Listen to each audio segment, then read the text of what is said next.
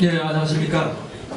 시간이 돼서 시작을 하도록 하겠습니다. 라운드 테이블 촛불 1년 어떻게 평가하고 무엇을 배울 것인가.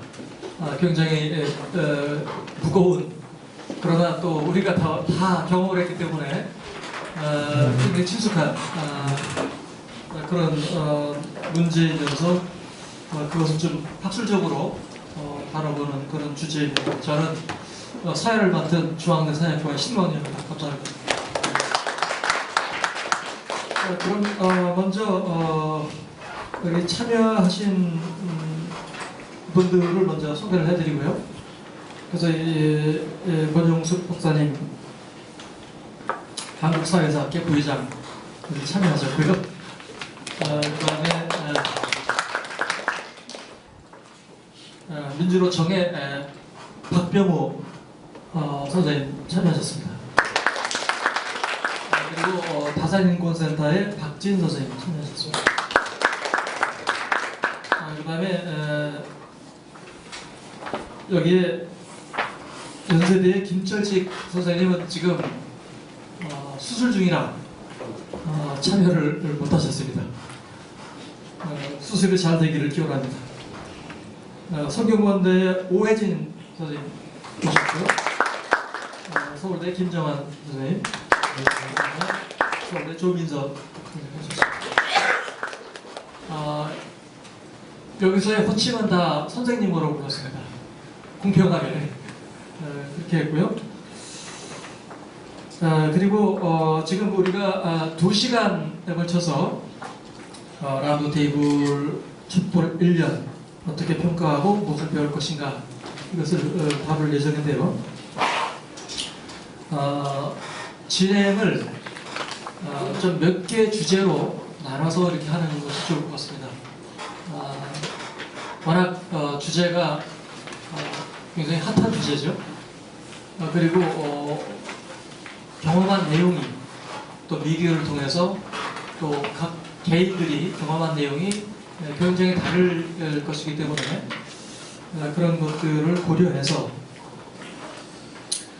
일단은 촛불 시위, 그것이 왜 일어나고 그리고 23주 해당하는 그 과정이 그렇게 촛불이 작은 촛불에서 시작이 돼서 전국을 불태우는 촛불이 되는 그런 발전 과정, 그런 것이 어떻게 가능했는지, 왜 가능했는지 그것을 설명할 수 있는 여러 가지 사회과학적, 그다음에 심리학적인, 역사학적인 여러 가지 접근을 통한 이해, 그런 것도 필요할 것 같고요. 그리고 이제 촛불이라는 것이 한편으로는 시민의 대중동원 이런 형태로 진행이 되고, 그러나 그것은 정치권과는 상당히 다른 역학과 진행 과정을 겪었는데, 그리고 그 결실은 정치권이 가져갔죠. 시민은 이제는 사라졌고 정치권이 그런 결실을 하나의 정권 교체, 그리고 여러 가지 이 집권 세력의 변화로 귀결되는, 그래서 어떻게 보면은 87년 상황과 외형적인 형식 논리로서는 유사한 그런 측면을 지니고 있습니다. 투쟁은 시민들이 하고, 그리고 기성 정치권이 그 결실을 독점하게 되는 그런 구조. 그래서 실질적으로 정치적인 행위자, 변화를 만들어내는 주체하고, 그 다음에 그 이후에 그러한 변화를 통해서 새로운 정치 권력이 만들어지고, 그래서 그 과정에서 정치에 참여했던 주체들은 소외가 되는 이런 과정이 87년에 있었고, 또 이번에는 뭐 조금 다를 수도 있을 것이라고 기대를 하는 부분도 있겠지만은 일단 지금까지는 형식 논리상에서는 그런 측면이 있었던 것 같습니다. 그리고 이제 이른바 촛불 이후 향후 5년, 10년, 20년, 87년 이후에 전개된 여러 가지 변화, 87년 이후에 10년 만에 외환위기가 왔죠. 사실은 87년의 그런 상황과 10년 후의 그런 상황이라는 것은 정말로 상상하기 힘든 그런 변화들이 있었고, 또 그것이 한국 사회를 97년 체제라는 새로운 이름을 붙일 정도로 구조적인 변화를 만들어냈습니다. 그래서 이 촛불이라는 것이 한국 사회에 어떤 변화를 만들어낼 것인지, 그 가능성과 그 한계, 뭐 이런 것들을 함께 논의하는 그런 방식으로 진행을 하면은 조금 더 그런 것들이 정리가 되지 않을까 하는 생각이 듭니다. 먼저 촛불 시위가 대규모 촛불 시위가 왜 발생했는지, 그런 것과 관련해서 지금 참여자가 6분이고요. 그리고 이제 여기에 라운드 테이블에 참여하시면서 PPT까지 준비하시는 분이 계세요. 그래서 굉장히 지금 여기에 이 라운드 테이블에 여러 가지 이 공을 들이신 그런 다산인권센터의 박채 선생님께서 준비를 하셨기 때문에 일단은 다 같이 PPT 준비하신 그것을 좀 보고 그리고 이제 본격적인 토론을 시작하도록 하겠습니다. 그러면은 준비를 좀 해주시죠. 그리고 저희는 단상에 내려가서 하시고 나오도록 하겠습니다.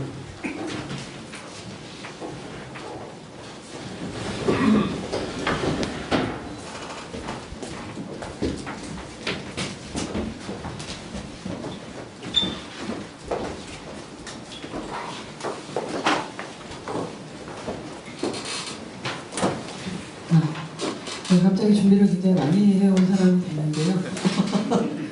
네, 그냥 빈손과 맨입으로 오면은 안 될 것 같아서 아주 간단하게 준비를 한 거니까 주어진 시간도 길지 않잖아요. 최대한 10분 안에 이야기를 하겠습니다.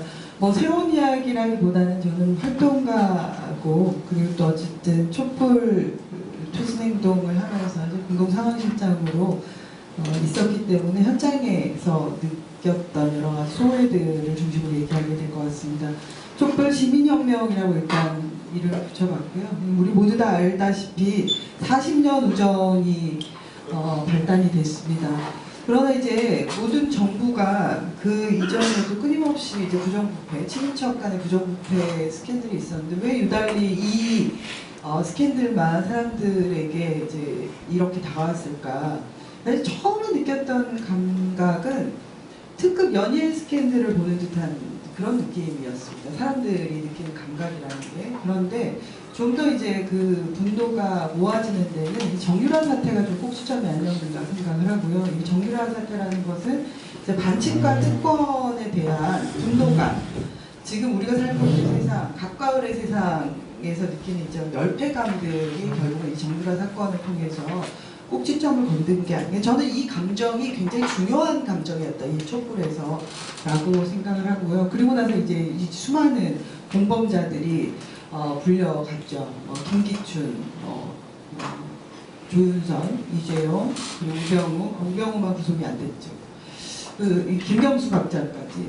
저는 이 김기춘의 구속은 이 촛불에서 상당히 중요한 의미, 특히 박근혜의 이제 몰락은 그 이전 유신 체제였던 박정희 시대의 이제 퇴장을 의미하는 것이고 그 정점에 있었던 게 김기춘이 아닌가. 김기춘의 등장은 또 한편으로 박근혜 정부의 그 공포 정치의 한 단면을 드러내주는 등장이었기 때문에 이게 이제 한 시대의 마감과 같은 사건이 아니었을까라고 좀 생각을 합니다. 그래서 12월 9일 날 국회에서 탄핵이 가결되는데 기억하시겠지만 그때만 하더라도 정치권이 탄핵안에 대해서 굉장히 유동적으로 움직이고 있었습니다. 질서 있는 퇴진이라는 이야기가 나왔고요. 굉장히 여러 가지 판단들을 하고 있었죠. 특히 이제 세월호 7시간 같은 경우가 탄핵 소추안에서 빠져야만 비박계를 설득할 수 있다는 걸 실제적으로 저희한테 얘기를 하기도 했고요. 그런데 이런 막 흔들렸던 정치적인 위기를 완전히 뒤집은 것은 사실 광장이었습니다. 박근혜 3차 담화에서 국회에 모든 공을 던진다라고 했는데 이거를 읽을 때 저는 박근혜가 저 자신 있구나. 국회 니들이 나를 어떻게 탄핵할 거야. 이렇게 공을 던졌다고 생각을 했고 그걸 받은 국회는 역시 정치권은 굉장히 기회주의적으로 흔들렸죠. 그런데 광장은 그 답을 줬습니다. 이게 이제 12월 9일 직전에 있었던 12월 3일 촛불 집회였는데 그때 광화문이 165만 그리고 정적으로 232만이 모이면서 이렇게 뒤집어진 거죠. 결국은 압도적 다수의 탄핵 의결로 가결로 넘어갔는데요. 그때 사실은 이겼구나라는 생각이 좀 들더라고요. 이제 이게 현재까지 가더라도 뒤집을 수는 없겠구나라는 것이 이날 좀. 그래서 저는 촛불 과정에서 이날처럼 인상적이었던 날은 없었던 것 같습니다. 새누리당 비박계까지 모두 다 박근혜 탄핵에 동의를 했던 사건이었고 저는 그래서 이 사건이 대의제 민주주의가 가지고 있는 한계를 직접민주주의로 일대 돌파한 사건의 날이었다라고 조금 정리를 하고 있습니다. 그 이후에 이제 국정조사 그리고 특검 그리고 헌법재판소까지 이제 쭉 이어지는 일정들이 시작이 되고요. 급기야 피청구인 대통령 박근혜를 파면한다. 네. 사람들이 우울할 때마다 이 음성 좀 듣겠다고 심지어 이걸 핸드폰 벨소리로 만들어가지고 한 거죠. 네, 그래서 이제 세상에서 가장 아름다운 파면을 우리가 겪었죠. 바로 이어진 게 이제 대선이었습니다. 대선을 통과했는데 그때 그런 고민이 들었습니다. 직접민주주의로 모든 것을 오목으로 말했던 정치가 사실 급속히 대선 국면으로 빨려 들어가면서 그 다음부터는 너는 누구를 뽑을 거냐 다시 한번 내이제의 모든 것을 바라보는 이 현상을 지금 어떻게 바라볼 것인가 이런 고민을 좀 하게 돼 있습니다. 그리고 19대 대통령이 취임을 했고 19대 대통령 문재인 대통령 시대가 이제 시작됐는데 여러 상징적인 사건들 중에서 저는 이제 이 사건이 굉장히 주요하게 좀 등장한 사건 한 장면이라고 생각을 하는데요. 5.18 기념식에서 이제 유가족 김소영 씨를 안아주던 문재인 대통령이죠. 김소영 씨는 1980년 5월 18일이 생일입니다. 1980년 5월 18일 날 본인의 태어나는 그걸 보기 위해서 아버님이 광주로 외지에 있던 아버님이 들어오시다가 계엄군 총탄에 맞아 돌아가셨죠. 저는 이 김소영 씨 편지글을 들으면서 저 사람이 38년 동안 살면서 얼마나 자기 존재를 부정했을까라는 생각이 들어요. 나만 태어나지 않았으면 아버지가 살계셨을 텐데 이걸 끊임없이 이제 반복하는 38년이었을 텐데 저걸 어떻게 위로해 줄 건가 개인적으로 그런 생각을 하면서 좀 화면을 보고 있었는데 어쨌든 대통령이 가서 김소영 씨를 안아주면서 저는 이게 굉장히 상징적으로 사람들한테 국가는 어떤 역할을 할 건가라는 것을 메시지를 던졌던 게 아닌가 생각하고요. 그래서 이런 대통령의 정치가 제 아이돌급의 70%를 상회하는 아직도 이런 것이 이어지지 않나라고 생각을 합니다. 그래서 적폐청산, 공범자 처벌 그리고 사회 대개혁의 과제들이 우리 앞에 남아있는데 1,700만 명이 모여서 6달 동안 어마어마한 혁명의 과정을 겪었지만 그럼에도 불구하고 그런데 안타깝게도 개혁은 특히 국회를 통과한 개혁은 세월호 선체 인양법 단 한 건밖에 없다는 것을 굉장히 주목해서 봐야 할 점이 아닌가라고 생각을 하고요. 지금도 여전히 모든 적폐는 일단 입법을 통과하지 못하고 저는 그 앞에 다 계류되어 있는데요. 이것을 또 이제 우리가 앞에 놓인 과제로서 바라볼 수밖에 없습니다. 박근혜 정권 퇴진 촛불의 함성 그 현장을 좀 들여다보려고 하는데요. 퇴진행동은 그 10월 23일 JTBC의 태블릿 PC가 보도되고 나서 그 주의 주말에 29일에 청계광장에 무대를 쌓죠. 아니 뭘 해야 되겠다, 뭐라도 해야 되겠다라는 고민을 한 것은 민중총궐기 투번, 2015년에 부산 민중총궐기 투번과 그리고 또 백남기 어르신과 관련된 백남기 투번이었습니다. 퇴진행동이 없었죠. 지금 뭐라도 해야 되는 거 아니야? 그래서 평일 집회, 29일 전에 평일 집회부터 매일 촛불을 들고 29일 날 한 3,000명 정도 오지 않겠냐? 이러면서 이제 무대를 쌓았는데 그날 사람들이 청계광장에 3만, 지금 공식적인 집회로 5만이 모였죠. 근데 저는 개인적인 그때만 하더라도 개인 참가자로 갔는데 그때 참여해보고 이거 큰일이 터졌구나라는 생각이었어요. 이거 사람들의 에너지가 어마어마하고 이제 정말 어딘가로 가겠구나라는 생각을 좀 했는데 그렇게 이제 모여서 퇴진행동이 구성이 됐고 퇴진행동이 구성돼서 집회를 주최한 것은 11월 14일인가요? 민중총궐기 했던 2016년 11월 14일인가요? 네, 민중총궐기 3차 집회부터 이제 퇴진행동이 공식적으로 주관을 하게 되었습니다. 서울에서 전국적으로 촛불들이 펼쳐졌는데요. 부산, 대구, 대전, 이런 광역 단위뿐만 아니라 흑산도. 그러니까 우리가 그런 데서 촛불 하겠어 하는 지금 전국 방방곡곡의 시군단이 아주 작은 곳에서도 몇 명이라도 모여서 촛불이 이루어졌다고 다 보고가 되고 있습니다. 그러면서 저희 퇴진행동 상황실에서는 전국 어디서 촛불을 하고 있는지 모으는 것만으로 이 데이터를 수집하는 것만으로 굉장히 벅찼던 시간들을 보냈죠. 그래서 대동 하야지도 또는 국민 하객진 작전지도 이런 게 이제 대중들한테 굉장히 인기가 많았던 저희가 만들었던 포스터들인데요. 청와대를 가자, 청와대를 하객진으로 포위를 하자, 이렇게 하면서 이렇게 점점 촛불은 진화를 해갔습니다. 우리만 이런 걸 만드는 게 아니라 이제 또 시민들이 자체적으로 하야만사성, 국민들 칼퇴근, 박근혜는 칼퇴지 이런 자체적인 뭔가 현수막도 만드시고 그리고 이렇게 했습니다.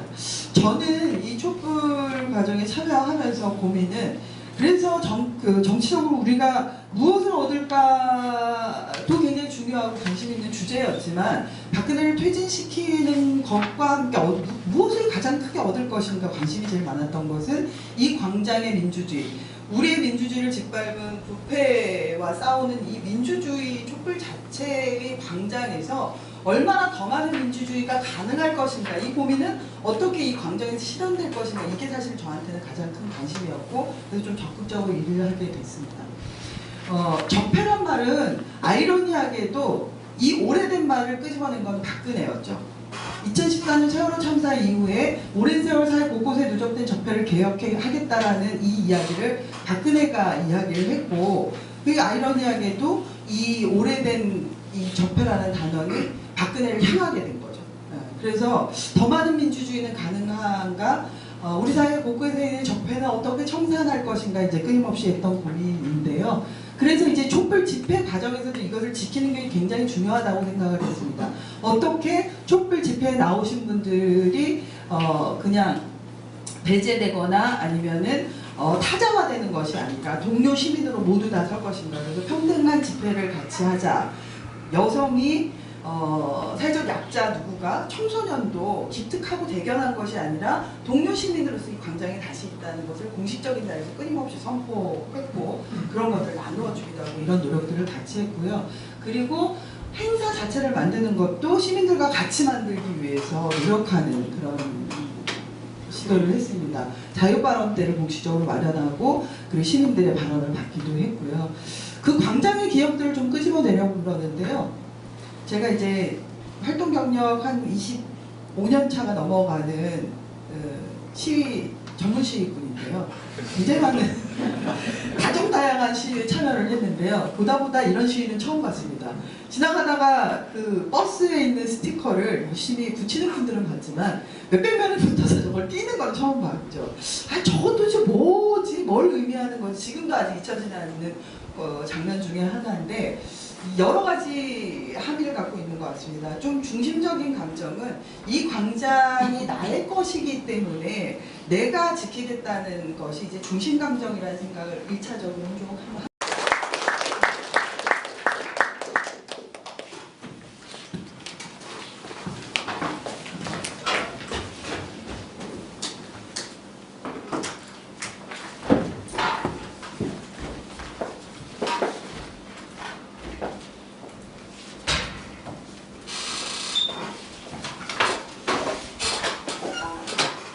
예, 다시 올라오시죠.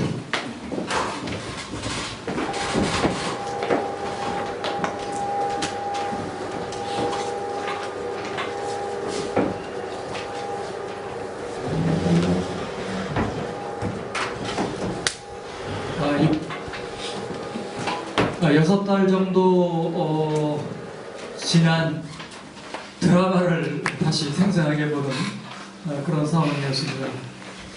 사실 세계사적으로 보면은 한국의 촛불은 우리가 생각하는 것보다 큰 의미가 있는 것 같습니다. 지금 민주주의가 다 퇴행이 돼가지고 유럽도 그렇고 미국도 그렇고 극우 지도자 정당들이 지금 쇠를 넓혀가고 있고 또 새롭게 실용민주주의 국가로 등장한 동유럽도 폴란드, 헝가리 다 나치 같은 그런 히틀러 같은 정치 지도자들이 등장해서 전체적으로 민주주의가 퇴행하고 그리고 한국보다 1년 먼저 민주화를 이룬 필리핀 지금 두테르테 같은 정치 지도자가 등장해서 민주주의의 흔적을 찾아보기 힘든 전반적으로 민주주의라는 것이 전 세계적으로 지금 퇴행하는 그런 민주주의의 뭐 제3의 물결이라고 했는데 어떻게 보면 민주주의 퇴행의 제3의 물결이 전지구적으로 지금 불고 있는 그런 상황 하에서 한국에서만 이런 촛불 시위를 통해서 민주주의가 진전되는 그런 변화를 보여줬기 때문에 사실은 세계가 주목하는 사건이고 그리고 현재도 세계의 주목이 되고 있는 것 같습니다. 그래서 많은 민주주의를 열망하는 사람들의 희망의 등불이 바로 광장에서 켜진 한국의 촛불이었고 그것이 이제 그런 의미에서 또 다른 세계사적인 의미가 있는 것 같습니다. 오늘 토론은 한편으로는 학술적인 토론이면서 또 다른 한편으로는 학술적인 토론에 대한 도발적인 문제제기 그런 것들이 다 가능한 영역이 이제 라운드 테이블이라고 생각했게 됩니다. 그래서 먼저 이 촛불을 대상화시켜서 촛불을 분석하고 촛불을 해부하는 그러한 작업이 일단 필요한 것 같고요. 그래서 먼저 각자 3분 정도, 3분 내지 4분 정도로 촛불이 거대한 산불이 될 정도로 이렇게 확산되고 굉장한 역사적인 사건으로 등장하게 된 계기, 원인 그런 것을 간단하게 좀 말씀을 해주시면 좋겠습니다. 사실 많은 분석이 필요하고 또 뭐 경험적인 증거라든가 그런 것들이 필요한 거지만 그것은 이제 앞으로 많은 연구자들이 해야 될 부분이고 각기 다른 경험의 세계, 각기 다른 참여의 논리 그리고 각기 다른 어떤 현장의 경험 이런 것들이 아마 다 있으실 것 같고요. 그리고 연구자로서의 관심, 그 다음에 어떤 이 활동가로서의 관심, 그런 것에 따라서도 굉장히 다른 진단이 나올 수 있을 것 같습니다. 그러면은 박진호 선생님께서는 PPT 발표를 하셨으니까 그럼 민주노총에서 나오신 박병호 선생님 의견을 한번 듣고 싶습니다.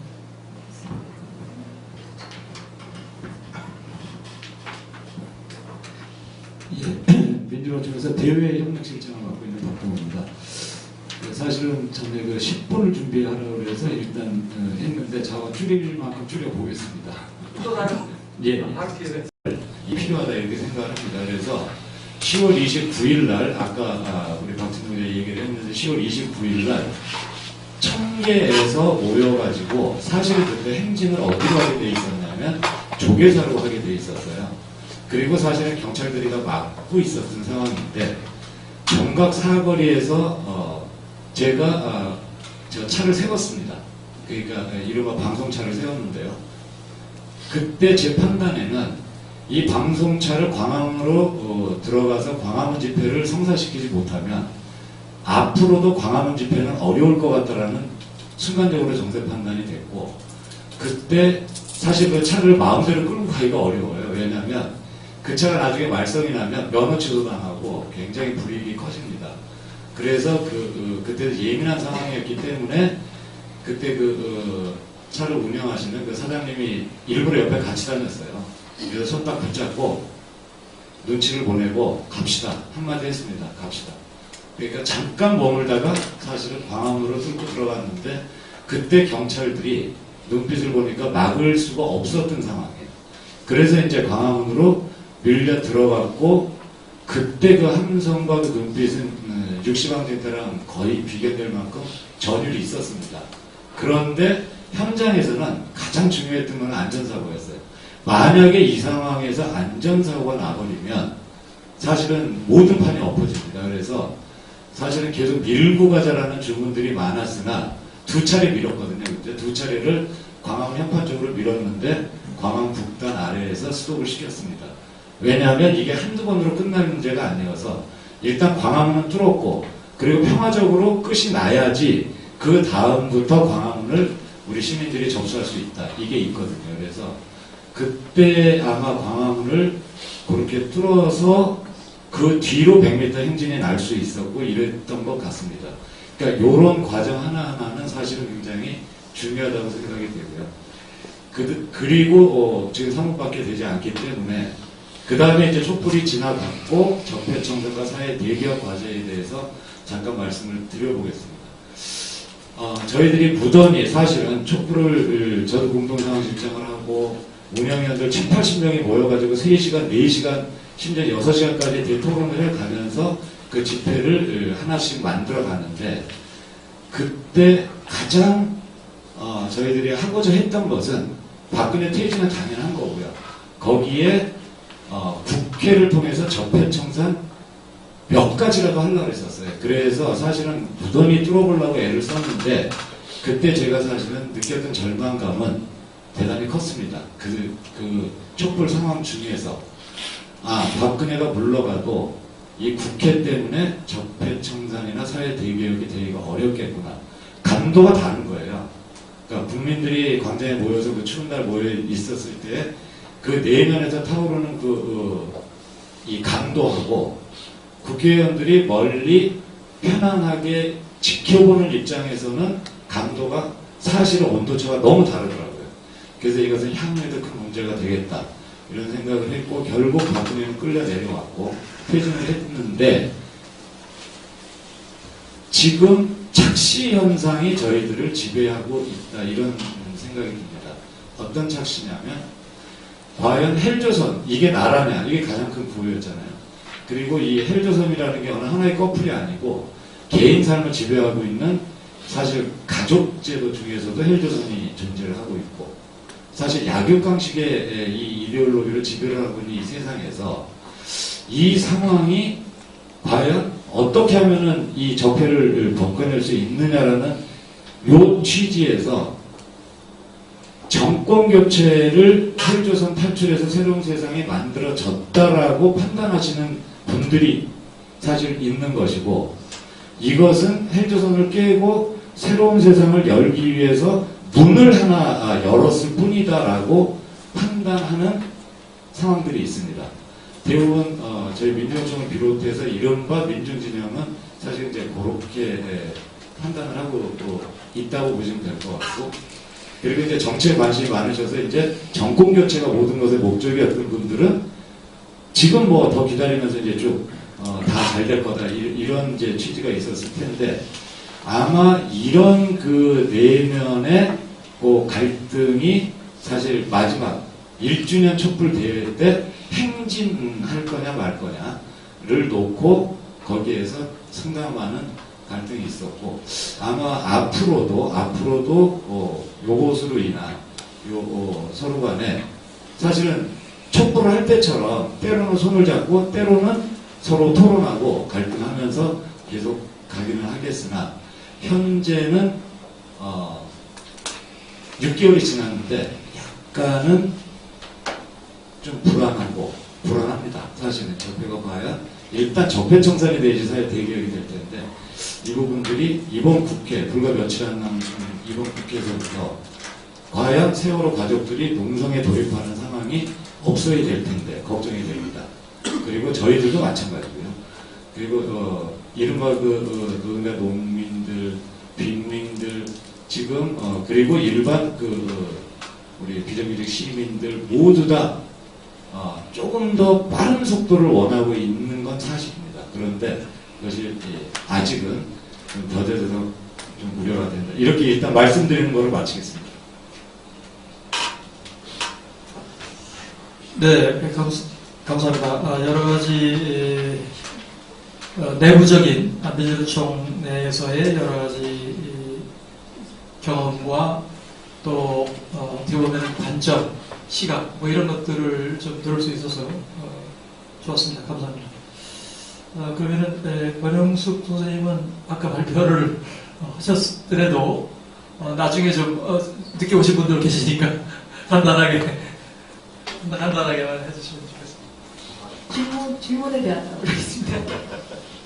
저는 아까 사실은 1세션에 첫 번째 발표를 했었고 또 촛불로 발표를 했기 때문에 아직 남아있다면 저기 벌지에 설 때는 제 글을 보시면 될 것 같고, 질문이 이제 지금 사회사를 도와드리려고 일단 왜 발생했는가라는 부분이 아까 빠져있었어요. 사실은 제 그 부분에 이야기하려고 말했는데, 제가 그 게이트를 여는 방법, 협약 딜, 탈주, 공기 세 가지 옵션이 있다 이렇게 이야기를 해놓은 게 있어요. 이게 예전에 제가 11월 25일 날 한참 촛불일 때 여기서 토론에서 제가 발표했던 짧은 토론이었습니다. 근데 지금 게이트, 그전에 이제 게이트를 어떻게 열 것인가, 그때 그런 생각을 했어서 최순실 게이트 이렇게 얘기할 때 도대체 어떻게 게이트를 있었는데 이 게이트는 어떻게 열자는 것이냐, 그리고 도대체 누가 이 게이트를 열 것인가, 이런 생각을 하면서 이 제목으로 했는데, 왜 발생했는가라고 이야기하면 저는 이제 두 개의 그 키워드가 있었다고 봐요. 사실은 박근혜는 탄핵되어야 한다와 개헌이라고 하는 두 가지가 되게 중요한, 그러니까 대선과 개헌이라는 게 깔려 있다라는 게 한편에 있었고, 다른 한편으로는 이제 박근혜 씨가 말했지만 쌓여진 진짜 말 그대로 뭐 적폐일 수도 있고 헬조선일 수도 있고, 제가 표현하면 민주주의의 한멸이라고 30년간의 민주주의의 끝을 보면서 보였던 모습들, 그러니까 등시등 민주주의가 제대로 민주주의가 아니었구나라는 걸 우리는 사실은 많은 386들은 그렇게 이야기를 했어요. 노무현 정부 2007년 말기에 끝났을 때 노무현의 죽음 이전에 사실 노무현 정권은 사실 자유주의적 개혁 정치의 파탄을 보여줬거든요. 아무것도 할 수 없는, 그리고 스스로 독려하는, 한나라 우리과의 어떤 연합 연정까지 주장하는, 스스로 자기 정체성까지 포기하는, 실제 문제에 대해서는 전혀 해결하지 못하는 신자유주의적인 경제를 자유화 내지는 민주화가 정치했던, 그 다음 미국에 대해서 노라고 할 수 있을 줄 알았더니 실제로 저는 노하지 못했던 그 많은 것들 중에서 대표적으로 지금 말할 때 97년 체제 말씀하시는데 그 97년 체제가 만들어냈던 비정규직. 많은 사람들이 외환위기에 가장 기억하는 건 뭡니까? 최근에 여론조사했던 비정규직 양산이었어요. 그러면 지금 헬조선에서 가장 중심축이 되는 거는 노동계급의 어떤 해체 내지는 노동시장의 급격한 개편, 전혀 보호받지 못하는 노동자의 권리들, 이 문제이잖아요. 그럼 그것이 만들어내는 것은 쌓여진 적폐였다. 그러니까 이게 하나 있다고 저는 생각을 해요. 사람들이 왜 거리로 나왔을까? 중산층 시민들도 나오지만 꽤 많은 다수의 사람들이 나왔을 때 그들은 이 사회 정말 못 살겠구나라는 생각이 좀 분명히 있다고는 생각을 해요. 근데 그 부분들은 근데 제가 볼 때는 사실은 민주주의 한멸의 30년에 대한 문제 제기라고 생각해요. 10년에 대한 것만 아니라 그 절차적 민주주의가 지켜지지 않는 것과 그 다음에 공권력이 나누되는 것과 그 다음에 실제로 사회적 경제적으로 민주주의가 불평등을 해결하지 못하고 더 커져가는 2003년이 더 커져가는 과정들과 이 모든 것들에 대한 응집된 어떤 분노나 불평과 불만들이 사실은 거리로 쏟아지게 만든 부분 하나 있고 두 번째는 이제 아까 제가 대선이 있었다고 생각을 해요. 사실은 대선을 올해 12월 20일에 하게 돼 있잖아요. 이제 그날 우리 뭘 할지 모르겠는데 여하튼 그 대선을 앞두면서 박근혜 정부가 과연 무엇이었을까? 이거는 이제 자유주의 세력이나 우파는 다들 재집권 한쪽은 정권 탈환이라고 하는 그 목표 앞에서 대선을 앞두고 박근혜의 그동안의 치정, 소위 혼용무도라고 했던 그 문재인 정권에 관해서 사실은 넘어서야 되는 것들이 있었다고 봐요. 근데 많은 사람들이 아까 누가 이야기했는데 이렇게 가서 대선을 했다면 졌을 거다. 저는 그렇게 생각하지 않습니다. 그거는 제가 보기엔 그렇지 않고요. 그 다음에 촛불이 없었다면 졌을 것이다. 그것도 사실은 알 수 없고 그것도 저는 좀 아니라는 쪽에 그런 편인데 그러니까 제가 생각할 때는 당시의 여권의 어떤 대선 후보가 뚜렷하게 없는 상태에서 유일한 야권 후보인 문재인 그런 구도로 쭉 진행이 됐을 것 같아요. 그 이유는 사실은 여권에 그런 후보가 없었던 이유는 박근혜 정권의 취약함하고 관련됐다고 저는 생각합니다. 저는 그 정권이 우파를 장악했다고 생각하지 않아요. 사실은 되게 일부의 지분을 가지고 있고 사실은 더 큰 몸통은 이명박이었다고 생각을 하고 있고 지금 드러나고 있잖아요. 박근혜는 보호하지 않지만 이명박을 보호하려고 하거든요.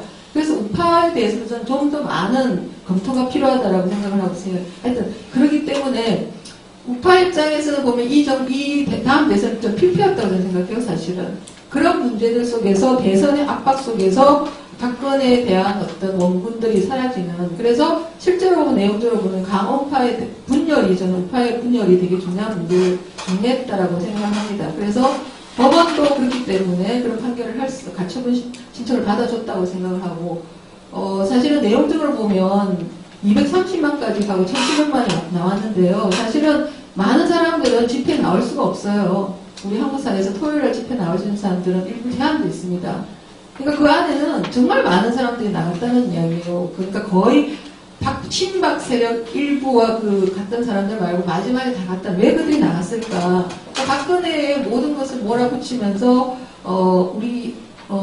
몰아붙이면서 사실은 자기들의 전방성 내지는 앞으로에 대한 안정 이런 것들도 저는 간이 있다고 봐요. 그리고 개헌이라고 하는 카드 분명히 안에는 작품이 있었다고 생각합니다. 그래서 결국에는 87헌법을 어떤 식으로 바꾸느냐는 건 사실 87헌법을 개헌하자라는 국민적 공감대가 없으면 절대로 87헌법은 개헌될 수가 없어요, 사실은.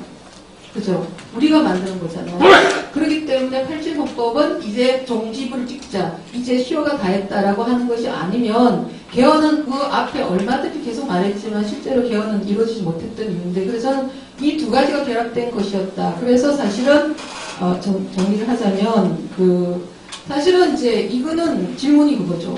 과연 이것은 박정희, 유신을 포함한 그 잔당 세력인 박근혜 정권의 어떤 박근혜 체제 혹은 유신 체제의 끝장인지 아니면 애초에 한국 민주화의 30년의 장기적인 어떤 민주화 과정의 한계인가라는 질문을 넣어줄 수밖에 없다. 그렇기 때문에 이건 한국 민주주의 질문이라고 생각하는데 결국에는 우익정부가 10년 동안 집권 2기에 걸쳐 기껏 할 수 있었던 것도 사실은 민주주의 한멸이 굴러왔던 그들이 그들이 해결해 줄 수 있다고 생각하는 그 민주주의 함몰 속에서 기대해진 보수 헤게모니의 결과물이었거든요.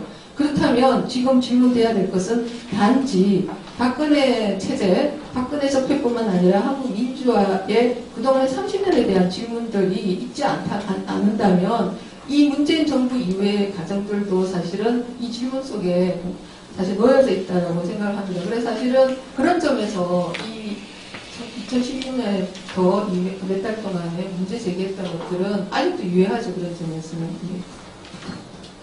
네, 감사합니다. 주로 이 구조적인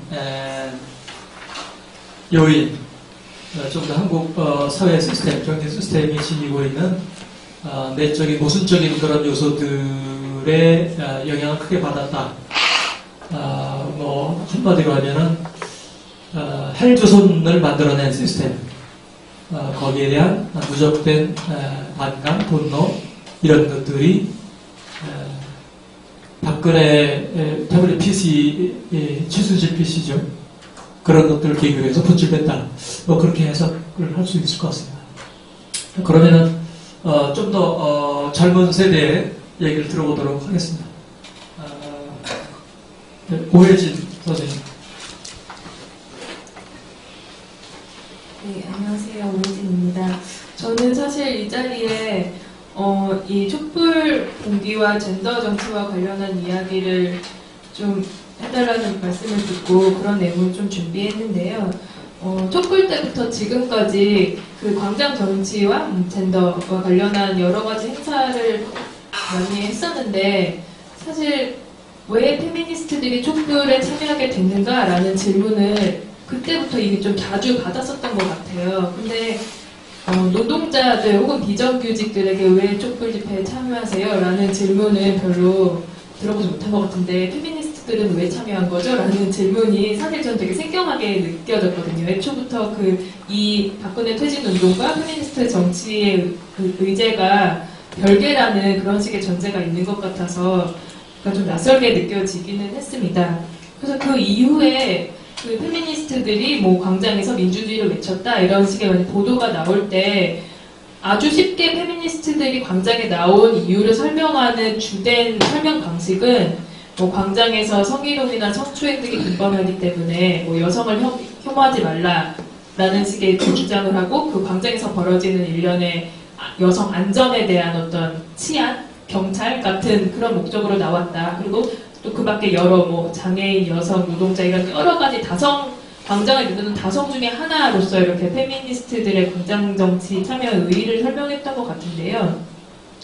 사실 그게 굉장히 저는 좀 소극적인 방식의 설명이라고 생각하고 좀 더 구체적으로는 박근혜가 대통령이 됐을 당시부터 이 박근혜는 다 아시다시피 준비된 여성 대통령이라는 그 슬로건으로 대통령이 됐잖아요. 그 이후로 한 번도 이 박근혜 대통령의 정치라는 것이 페미니스트 의제가 아니었던 적이 없었던 것 같아요.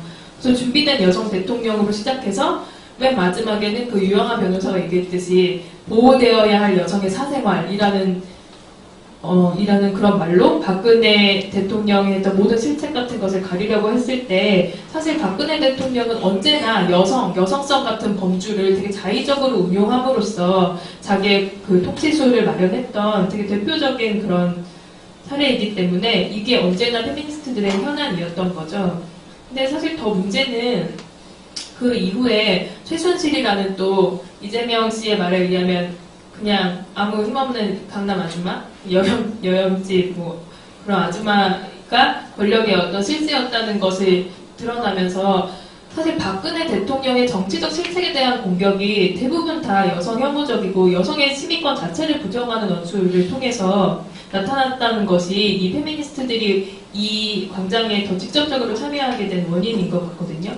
그 이후에 그 이구용 그 화백의 더러운 잠이라는 그 작품이 또 논란이 되었고 뭐 DJ DOC 공연 취소 사태 같은 것도 있었는데 거기서 수많은 페미니즘 이슈가 이미 결부되어 있었던 거죠. 그래서 되게 상징적으로는 그 박지원 씨가 향후 100년간 여성 대통령 꿈도 꾸지 말라라고 했을 때 사실 되게 뜬금없다고 생각했어요. 박근혜 대통령 여성이라서 뽑은 거 아니면서 왜 이제 와서 여성이기 때문에 실패했다고 보는 것인지. 그래서 그 박근혜 대통령이 준비된 여성 대통령이라는 슬로건을 가지고 대통령 선거에 나올 때부터 이미 누가 여성인가, 누가 여성 정치를 대표할 수 있는가라는 문제를 페미니스트들이 계속 얘기했었는데 그것에 대해서 거의 주목하고 있지 않다가 박근혜 대통령의 실책을 여성 대통령, 여성의 실책으로 이야기할 때 사실 그 순간에 페미니스트들이 거의 단번에 이 훼손된 페미니즘, 절취된 페미니즘에 대한 어떤 복권과 존재 증명을 해야 되는 당사자로서 완전히 단번에 소환됐다고 생각합니다. 그래서 거의 늘 정치의 타자로 간주되는 이 여성과 성소수자들이 이 여성이라는 범주가 굉장히 핵심적인 어떤 정치 의제와 결부되어 있을 때 어떻게 목소리를 낼 것인가라는 게 되게 첨예한 과제였고 그래서 광장에 나오게 됐다고 생각하는데요. 근데 중요한 것은 이 여성과 페미니스트들의 광장 참여가 그렇게 자명하지만은 않았다는 것입니다. 그래서 아시는지 모르겠는데 그 촛불 광장이 막 전개될 당시에 숙명여대의 대자보가 붙었었고 또 온라인에서 되게 많은 5,000명 이상의 그 팔로워 구독자를 가지고 있었던 바람계국의 페미니즘이라는 그런 계정이 있었는데 거기에서 여자들이 광장에 나가지 않아도 되는 이유라는 대자보가 붙었었습니다. 그래서 그 여러 가지 이유를 들었는데요. 뭐 한편으로는 광장에서 여성들 이렇게 광장 정치에 나온 젊은 여성들 보고 기특하다고 하다거나 아니면 꽃이라거나 뭐 미스코리아 나가라거나 여자들도 광장에 나왔습니다. 그리고 뭐 낙곰소 이후에 여자들이 정치에 관심을 많이 갖게 됐죠. 뭐 이러면서 여성들을 기본적으로 정치의 타자로 생각하거나 그런 식의 성추행과 성희롱이 만연한 어떤 공간, 여성들에게 안전하지 않은 공간이기 때문에 나갈 필요가 없다라는 그런 것도 있었고요. 또 한편으로는 이게 지금까지의 그 30년간의 절차적 민주주의 이후의 그 민주주의에 대한 어떤 환멸 때문이기도 한데 한 번도 광장에서의 투쟁에서 여성이 있었다는 것이 역사에 제대로 기록된 적이 없다는 그런 어떤 환멸 때문이기도 하죠. 그래서 이번에도 그 문재인 대통령이 60항쟁 30주년 기념사를 하면서 그 기념사 모두 되게 감동적이어서 사람들의 많은 시금을 올렸지만 한편으로는 거기 그 87년에 대학생 청년이 지금 아빠가 돼서 광장에 나오고 뭐 주먹밥을 주던 손이 지금은 두 딸의 엄마가 돼서 광장에 나왔다. 이런 식의 굉장히 성별화된 어떤 혁명서사로 그 정통성을 말씀하셨는데 그런 방식으로 되게 성별화된 방식으로 광장에 기획되는 것 혹은 광장 혁명의 주역은 언제나 남성으로 기획되는 것에 대한 그런 어떤 체험이 있기 때문에 역사에서 분명히 지워질 것이다라는 그런 불안감 때문에 광장에 나가기 좀 꺼렸던 것도 있습니다. 그리고 또 한편으로는 그 광장에서 페미니스트들의 의제를 말할 때 항상 지금 박근혜 퇴진이 중요한 거지 페미니스트 의제가 중요한 게 아니야 라면서 역시 또 그 주요무손과 부차무손이라는 되게 오래된 운동권 논리가 반복되고 있기도 했기 때문에 그런 것에 대한 확률도 있었고요. 그래서 오히려 지금 필요한 것은 여성들이 광장에 나가는 게 아니라 광장을 보이콧하는 것이 더 필요하다라는 그런 목소리까지도 있었습니다. 물론 그런 것들이 기본적으로는 되게 분리주의 페미니즘을 정당화하는 논리로 쓰였기 때문에 그 당시에는 별로 이렇게 설득력을 얻지 못했지만 지금 현재 이제 문재인 정부 이후에 또 되게 많은 현안으로 이 페미니스트 진영 내부에서 입장이 갈라지다 보니까 이 분리주의 전략이 사실 굉장히 많은 목소리를 얻고 있고 그래서 이제 이게 향후 포스트 박근혜 시대의 페미니스트 정치에서 굉장히 중요한 어떤 목소리라고 생각하고 있습니다. 네, 감사합니다. 페미니스트 관점에서 촛불에 참여하고 촛불의 어떤 중요한 계기가 된 여성들의 참여 혹은 그것을 둘러싼 논쟁 그런 것들을 소개를 해주셨습니다. 그러면은 김정환 선생님.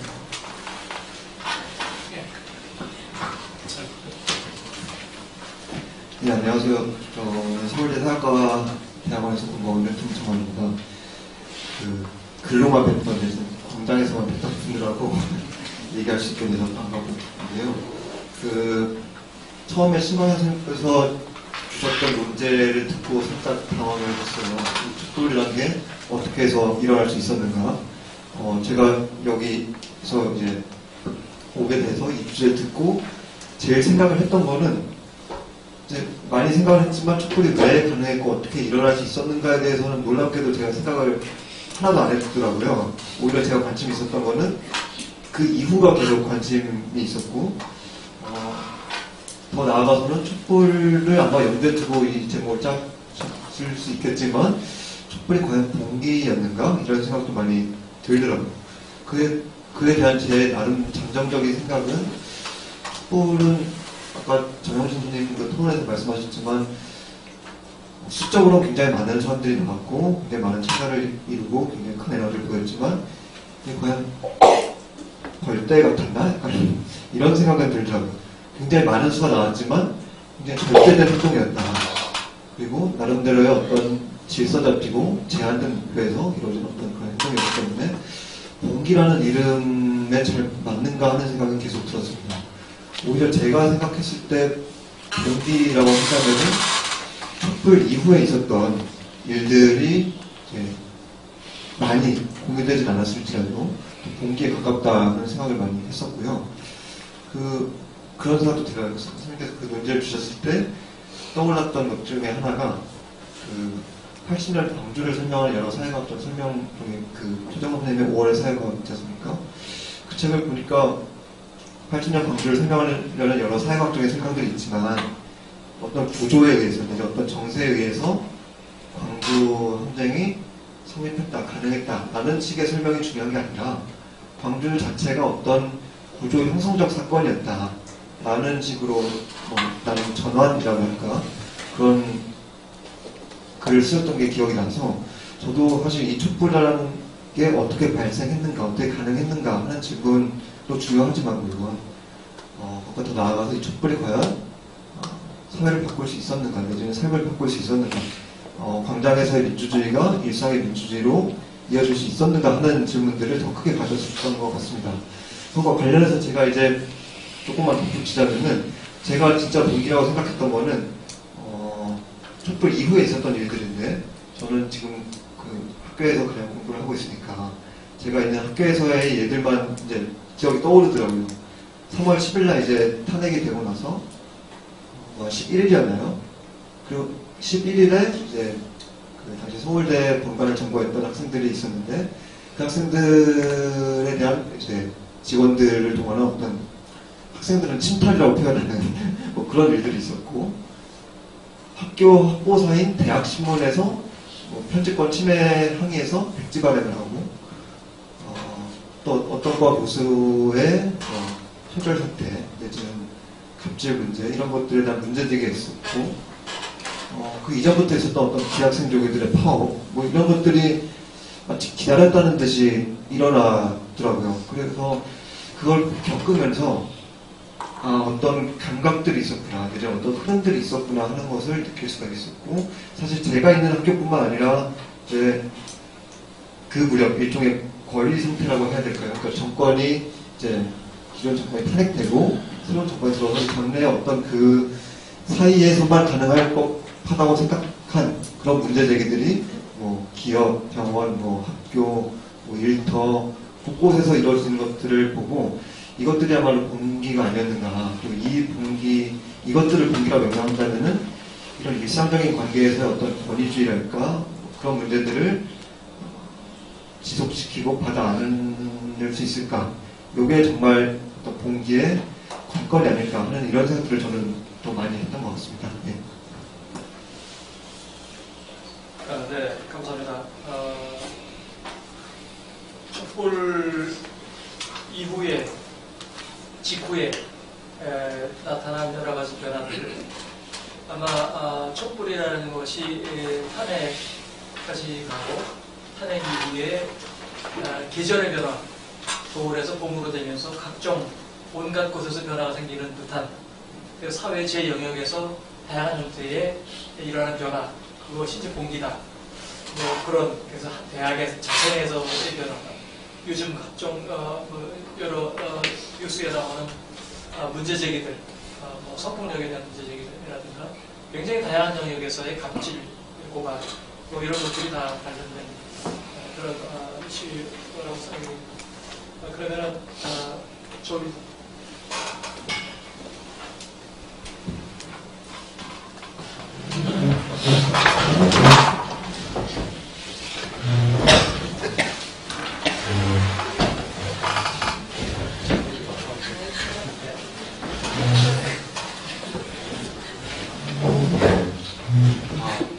네, 안녕하세요. 저는 서울대학교에서 이제 공부하고 있는 조민서라고 합니다. 우선 이 자리에 불러주셔서 너무 영광으로 생각하고 현장에 계셨던 분들, 불러가고 계셨던 분들 아까 김정은 선생님 말씀하셨지만 지금도 호흡을 떨려서 제가 준비한 걸 다 말할 수 있는데 우선 한번 시작해 보도록 하겠습니다. 금방 김정은 선생님께서도 촛불을 과연 공기라고 부를 수 있을 것인가 이런 말씀을 하셨고, 그리고 아까 권영숙 선생님께서도 아까 오전에도 말씀하셨지만 촛불에 지금 붙고 있는 수많은 말들이 있는데 혁명이다, 공기다, 명예혁명이다 이런 말들이 있는데 이런 언어가 좀 과도하게 좀 인플레이션 된 게 아닐까 하는 말씀을 하셨는데, 저도 우선 공기, 혁명 이런 약간 촛불에 대한 좀 약간의 나르시스틱한 구정들을 잠시 제껴두고 좀 무슨 일이 있으면 좀 내추럴하게 볼 필요가 있는 것 같습니다. 그리고 그 과정에서 그 신광현 선생님께서 던지셨던 질문, 촛불이 어떻게 이렇게 확산될 수 있었는가, 저는 이 말부터 일단 생각해봐야 될 것 같은데, 제가 10월 29일이었나요? 그때 맨 처음 촛불 집회 3만 명 모여서 제가 그때 갔었는데, 원래 제가 알기로 이제 그때랑 이제 11월 12일에 원래 이제 우리가 그 100만 명이 모였던 그 촛불에 원래 계획돼 있었던 것은 민중선거였던 걸로 알고 있습니다. 원래는 이제 태블릿 PC건이 터지기 전에는 사실 촛불 집회라고 이렇게 우리가 이름 붙인 그 일련의 거대한 흐름들이 사실 존재할 거라고 아무도 예상을 못했었는데, 그래서 제 생각에 우리가 먼저 던져야 될 질문들은 그 이전에 있었던 수많은 민중선거기, 특히 우리가 아까 백남기 선생님 말씀을 하셨는데, 그때도 제가 2015년 그때 11월 12일이었던 걸로 기억하면 제가 그때도 현장에 있었는데, 최루액을 우산으로 피하면서 이제 시청역으로 가는 길에 그런 생각이 들었습니다. 우리가 과연 이런 민중총궐기라고 이름했던 것에서 과연 승리할 수 있는가? 혹은 승리한다는 것은 무슨 의미인가? 이런 질문을 던졌던 것 같습니다. 왜냐면은 그 민중총궐기 1차가 끝나고 난 뒤로 백남기 어르신은 쓰러지셨고, 그 이후로 이제 지면을 채운 언어들은 오로지 누가 폭력의 원인을 먼저 제공했냐, 시위대가 먼저냐, 경찰이 먼저냐, 이런 질문밖에 없었고, 우리가 그 상황에서 경찰이 잘못했다는 말을 우리가 뭐 사실관계로 입증을 한다고 하더라도 과연 그것 승리라고 부를 수 있을 것인가, 그런 질문이 좀 전 들었고, 그 폭력과 비폭력의 문제를 모든 문제가 하나인데 버리고 애초에 민중총궐기가 일어났던 뭐 헬조선의 문제라든가 그런 의제가 전부 다 묻혀버리는 것 자체가 저는 그 약간 이제까지 우리 굉장히 이제 비폭력 문제 모든 게 이제 집중이 되고, 그 폭력적이지 않은 순수한 시민들로 스스로를 이제 프레이밍을 하면서만 시위가 가능했던 이런 일련의 사건들이 저는 2008년부터 계속 지속돼 왔다고 생각을 해서, 예를 들어서 이제 2016년 이대 사태 때도 그때도 이제 학생들이 전부 다 운동권과 차별을 구별짓게 하는 방식으로 순수한 학생들이 프레임을 가지고 갔었고, 성주 투쟁을 할 때도 그분들이 이제 서울로 올라왔을 때 외부자가 아닌 성주 주민들임을 입증하는 파란 리본을 달고서만 시위를 하셨거든요. 그런 거를 보면은 이 한국에 이제 2016년 촛불 전까지 모든 있었던 사회운동이나 집회, 광장에서의 움직임들은 굉장히 그 순수성 강박에 사로잡혀 있었던 게 아닌가 싶고, 이 순수성 강박이라는 건 저는 2008년에 그냥 촛불 집회 때 명박환성이 그때 헤어졌던 거 아마 기억하실 겁니다. 2008년 6월에 이제 6월 항쟁을 이제 기념해서 이제 100만 명이 모였을 때가 있었는데, 그때 이제 명박환성이 컨테이너 앞에 세워졌을 때 저는 이게 향후 한 10년, 한 9년 동안에 한국 사회운동의 진로를 좀 갈라놨던 논쟁이라고 생각하는데, 이 명박환성 넘어갈 거냐 말 거냐, 넘어가는 순간 우리는 이제 폭도가 되고, 못 넘어가는 우린 그냥 약간 넘어가지 말고 약간 평화 집회를 하자. 그리고 이제 거기서 촛불 시민들이 국민 승리 선언이라는 걸 했었습니다. 2008년에. 저는 그걸 굉장히 많은 언론에서 뭐 위대한 민주주의의 승리다 그런 식으로 보도를 했지만, 저는 그게 그 이후에 순수성 감각으로 다 이어지게 됐었고, 그게 이제 2016년까지 계속 그런 순수성 감각에 점철돼 왔던 시민들이 있었고, 저는 이제 그 프레임이 2016년에도 그대로 지속이 됐다고 생각합니다. 그 순수성 감각이라는 건 결국 2008년에 나왔던 것처럼 이제 이명박 대통령을 쥐 아니면 뭐 일본인 외국인이라고 불렀는데, 그걸 비국민으로 우리가 부르면서 약간 상식 비상식 프레임인 것 같아요. 제 생각에는 우리는 약간 자명한 상식의 감시자고, 그러다 보니까 아까 이제 차벽에서도 이제 스티커를 이제 스스로 떼고 붙이고 이런 약간 굉장히 절제된 움직임이 보이는 거고, 그 순수한 시민, 지금 우리가 물리적 그리고 절제적 정당성을 갖춘 정권이 집권하고 있을 때, 그 정권을 우리가 넘어서지 못할 때, 그 정권을 우리가 추상적으로 부정할 수 있을 때, 쟤들은 진짜 국가가 아닌 거다 그런 식으로 말하는 그런 어떤, 우리는 하지만 순수한 시민이다 이런 식의 레토릭이 작동을 했던 것 같고, 저는 그러면은 왜 2008년부터 있었던 그런 강박이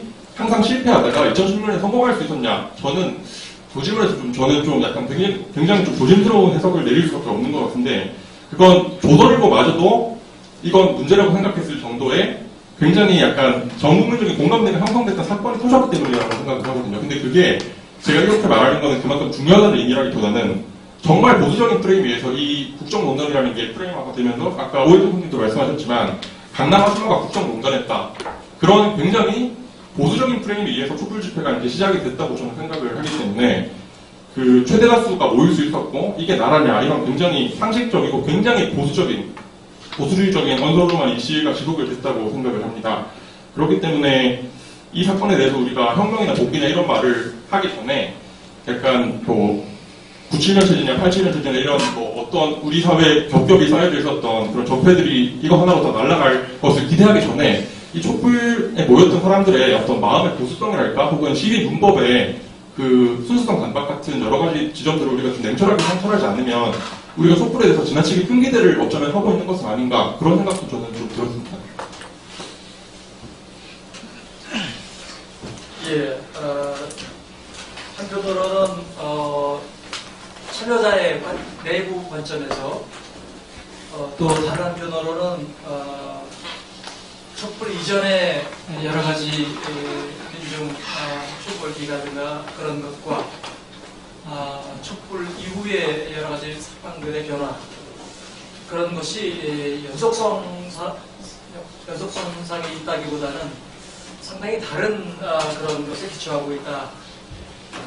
그리고 거기에는 상당 부분 이른바 이 순수 혹은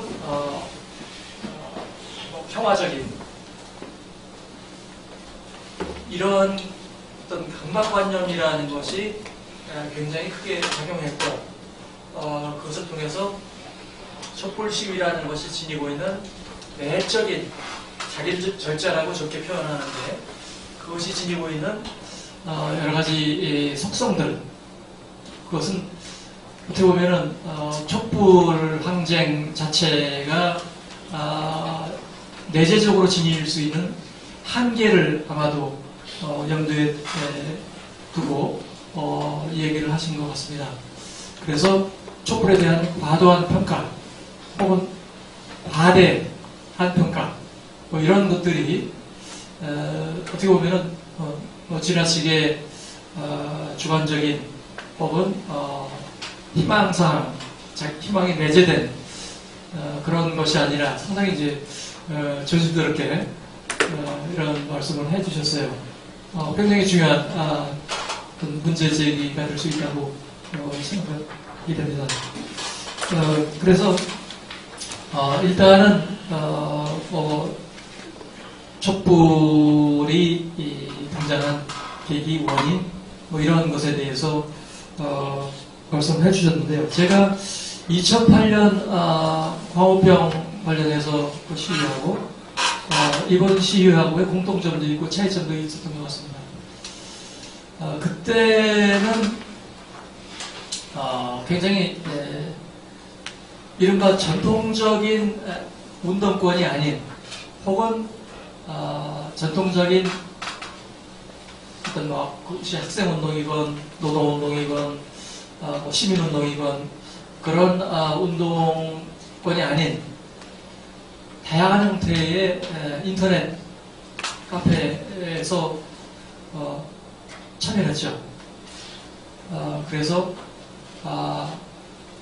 무슨 쌍코라고 하는 성형수술하는 카페에 거기 회원들이 또 줄 지어서 또 시위에 참여한다든가 그 다음에 무슨 뭐 요리에 관심 있는 사람들이 모여서 하는 그런 카페 동호회에서 다 시위에 참여한다든가 그래서 그 전에 어떤 시위와는 굉장히 다른 이런 양상들이 이제 광우병 수국의 반대, 수입 반대와 관련된 그런 시위에 있었는데 이번에는 그거보다 더 다양해지고 더 개인화된 그래서 그런 카페 그 다음에 시민단체 이런 부분도 있지만 그냥 가족끼리 나온 그런 경우가 그래서 뭐 여성들 참여도 있었지만 아이들 참여도 중학생들도 있었고 고등학생들도 있었고 그리고 부모와 손잡고 참여한 어린아이들도 있었고 그래서 참여한 사람들의 어떤 뭐 참여의 계기나 이유나 그 다음에 방식 이런 부분에서 2008년과 또 다른 그런 요소가 또 굉장히 강화된 것이 아닌가. 그러다 보니까 이제 거기서 내재된 논리들이 기존의 그 조직적인 활동을 하는 그런 시민단체나 또 뭐 노동조합이나 이런 것과는 다른 것을 내세우고, 그리고 그런 것에 대해서 때로는 좀 부정적인 생각도 갖고, 또 그것이 이제 이화여대 사태에서 뭐 그런 형태로 나타나기도 했고, 그래서 좀 복잡한 그런 한국 사회의 변화, 또 시위 문화의 변화, 또 시위 주체의 변화 이런 것들이 나타났기 때문에 그것은 뭐 좀 더 분석이 필요한 부분이라고 생각이 들고요. 그렇다면 이제 이러한 여러 가지 한국 사회의 변화를 반영하기도 하고, 또 다른 한편으로는 정치권의 변화를 또 그런 변화들이 이끌어내기도 하고, 그리고 그것이 어떤 계기를 통해서 태블릿 PC가 이제 TV 뉴스에 등장하면서 최순실 그리고 그 뒤에 숨겨져 있는 권력, 사적 권력, 그리고 어마어마한 이런 드라마 같은 그런 음험한 이런 사적 권력의 세계가 노출이 되면서 사람들이 분노하는, 그러다 보니까 박근혜 정권에 불만 가졌던 사람은 물론이고 그렇지 않았던, 굉장히 어떻게 보면 뭐 여론조사라면은 중도적인 입장을 취했던 사람들도 이건 아니다라는 그런 생각들이 공유가 되는 그런 측면도 있었던 것 같아요. 그래서 이런 어떤 과정과 전개에 대한 내용은 또 시간이 저희가 없기 때문에 이 정도로 좀 마치고요. 그러면 이제 그 이후의 변화는 어떻게 될 것인가? 지금 변화라는 것은 변화의 물꼬를 만들어낸 것은 이제 시민들의 참여에 촛불 항쟁이고, 지금 그런 것들을 주도하고 있는 것은 한편으로는 정부고, 또 다른 한편으로는 그런 것을 방해하든 혹은 어떤 형태로 영향을 미치고 있는 정치권이고, 그리고 그런 여러 가지 선거 역학이 계속해서 그런 부분에 영향을 미칠 수밖에 없는 거고, 그리고 다른 한편으로는 우리가 논의를 많이 하지 않은 것은 사실은 태극기 시위죠. 그래서 이런 부분들이 좀 더 고려가 되면서 향후 촛불이라는 것이 어떤 변화를 만들어낼 수 있고, 혹은 기대하고, 혹은 어떤 한계를 미리 예단할 수 있는 그런 것들이 있다고 생각하시는지, 그런 부분에 대해서 좀 얘기를 듣도록 하겠습니다. 지금 우리가 38분이 남아있기 때문에요. 한 3분 정도, 3, 4분 정도 얘기를 듣고 또 플로어에서 또 얘기를 좀 듣는 있습니다. 그래서 먼저 이번에는 이쪽부터 얘기 듣도록 하겠습니다. 그리고 가능한 이 당돌한 문제 제기를 많이 해주시면 좋겠습니다.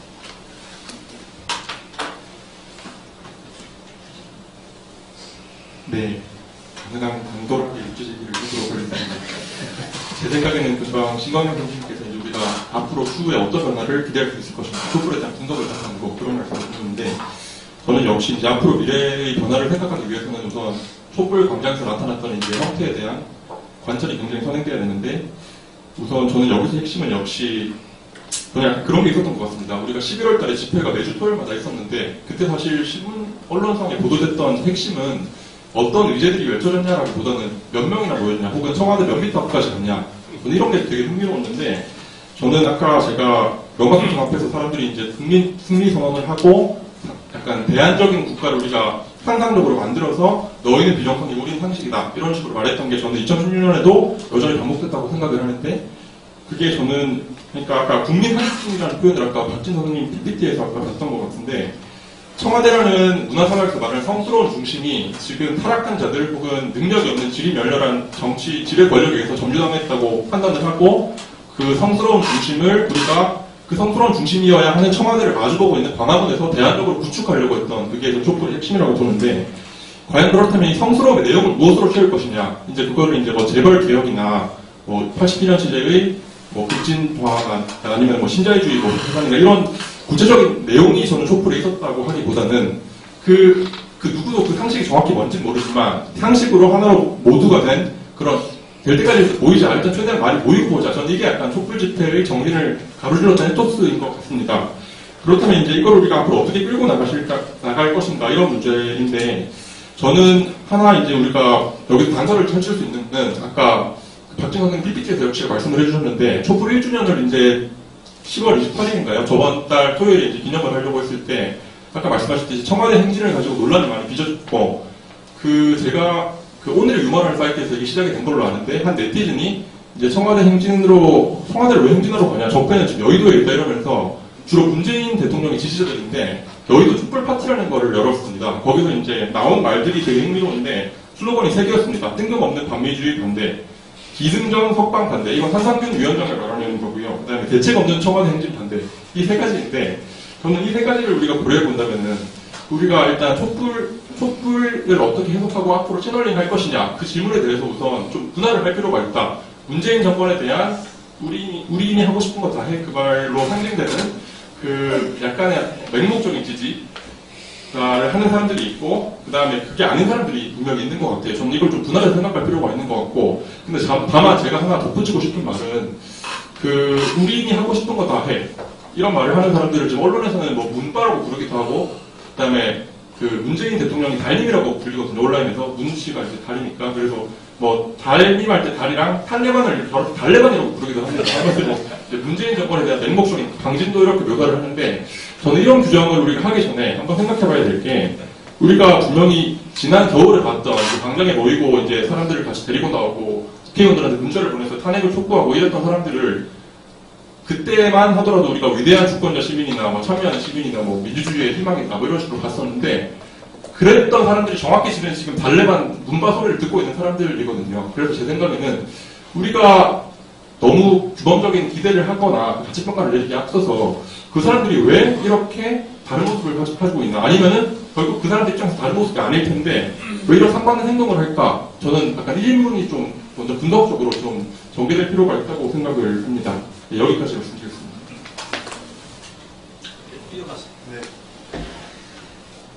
네, 촛불 이후에 관해서 든 생각은 이제 적폐청산이니 뭐 이런 구호로 여러 가지가 이루어지고 있잖아요. 사회정책적인 뭐 변화도 있고 제도적인 변화도 있고 하지만 그 나름대로 이 촛불의 성과라고 할 수 있겠죠. 그리고 그런 의미에서 저는 뭐 아까 좀 촛불의 의미를 제한적으로 좀 생각해야 된다고 했지만 편할 생각은 전혀 없고요. 그런 점에서는 분명히 의의를 부여해야 되고 평가해야 될 면이 있지만 그런 제도적인 변화 아니면 어떤 정책적인 변화 지금 정권의 변화 이런 것들은 사람들 10만, 100만, 1000만 모이면 되는 변화거든요.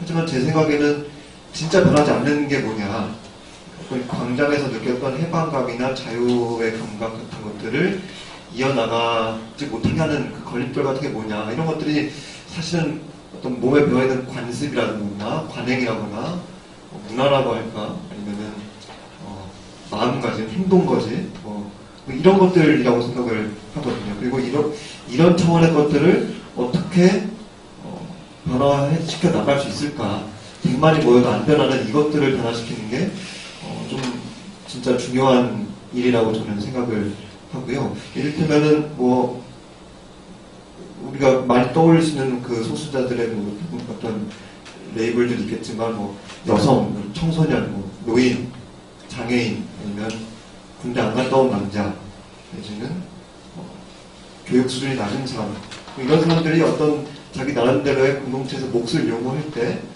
이 사람들에 대해서 어떤 방식으로 반응을 하고 대하는가 뭐 일례로 떠오르는 것들은 2000년대 초반에도 이미 있었던 일들이지만 장애인들이 시외버스를 타겠다고 했을 때 고속버스를 타겠다고 했을 때 그 권리 요구를 어떻게 받아들이고 있는가?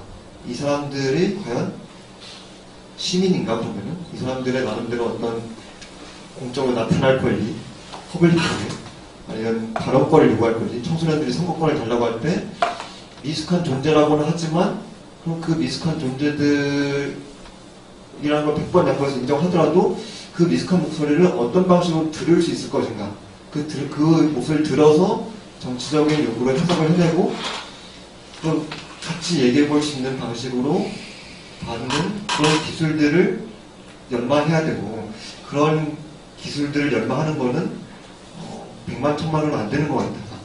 그 100만 천만 모이는 그 민주주의 스펙타클에 연호하는 것도 중요하지만 그걸로 되지 않는 87년 민주화의 성과가 20년 만에 이명박근혜로 귀착될 수밖에 없었던 바로 그 어떤 일상의 권위주의적인 습관들, 박근혜가 동원했던 그 요소들, 그것들을 바꿔나갈 수 있는 노력들이 중요하지 않을까 생각이 듭니다. 이를테면은 뭐 오늘 같은 자리에서도 저희가 다 지식과 경험의 차이가 있지만 그걸 인정하고서도 내지는 그럼에도 불구하고 어떤 동등한 시민으로서 관계를 맺을 수 있는 방법이 뭘까?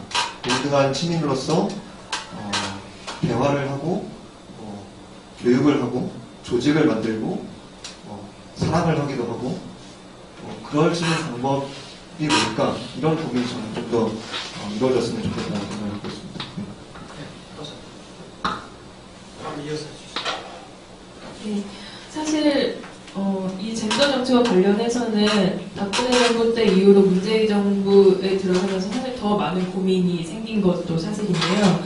예를 들면 광장에서 페미니스트들이 우리는 여성 대통령이 아니라 페미니스트 대통령을 원한다라고 외쳤더니 문재인 그 당시 후보가 페미니스트 대통령이 되겠다고 선언을 하셨죠. 그래서 그당 정말 초유의 사태인 네이버 실검에 페미니스트가 1위를 하는 그런 사건까지 있었는데요.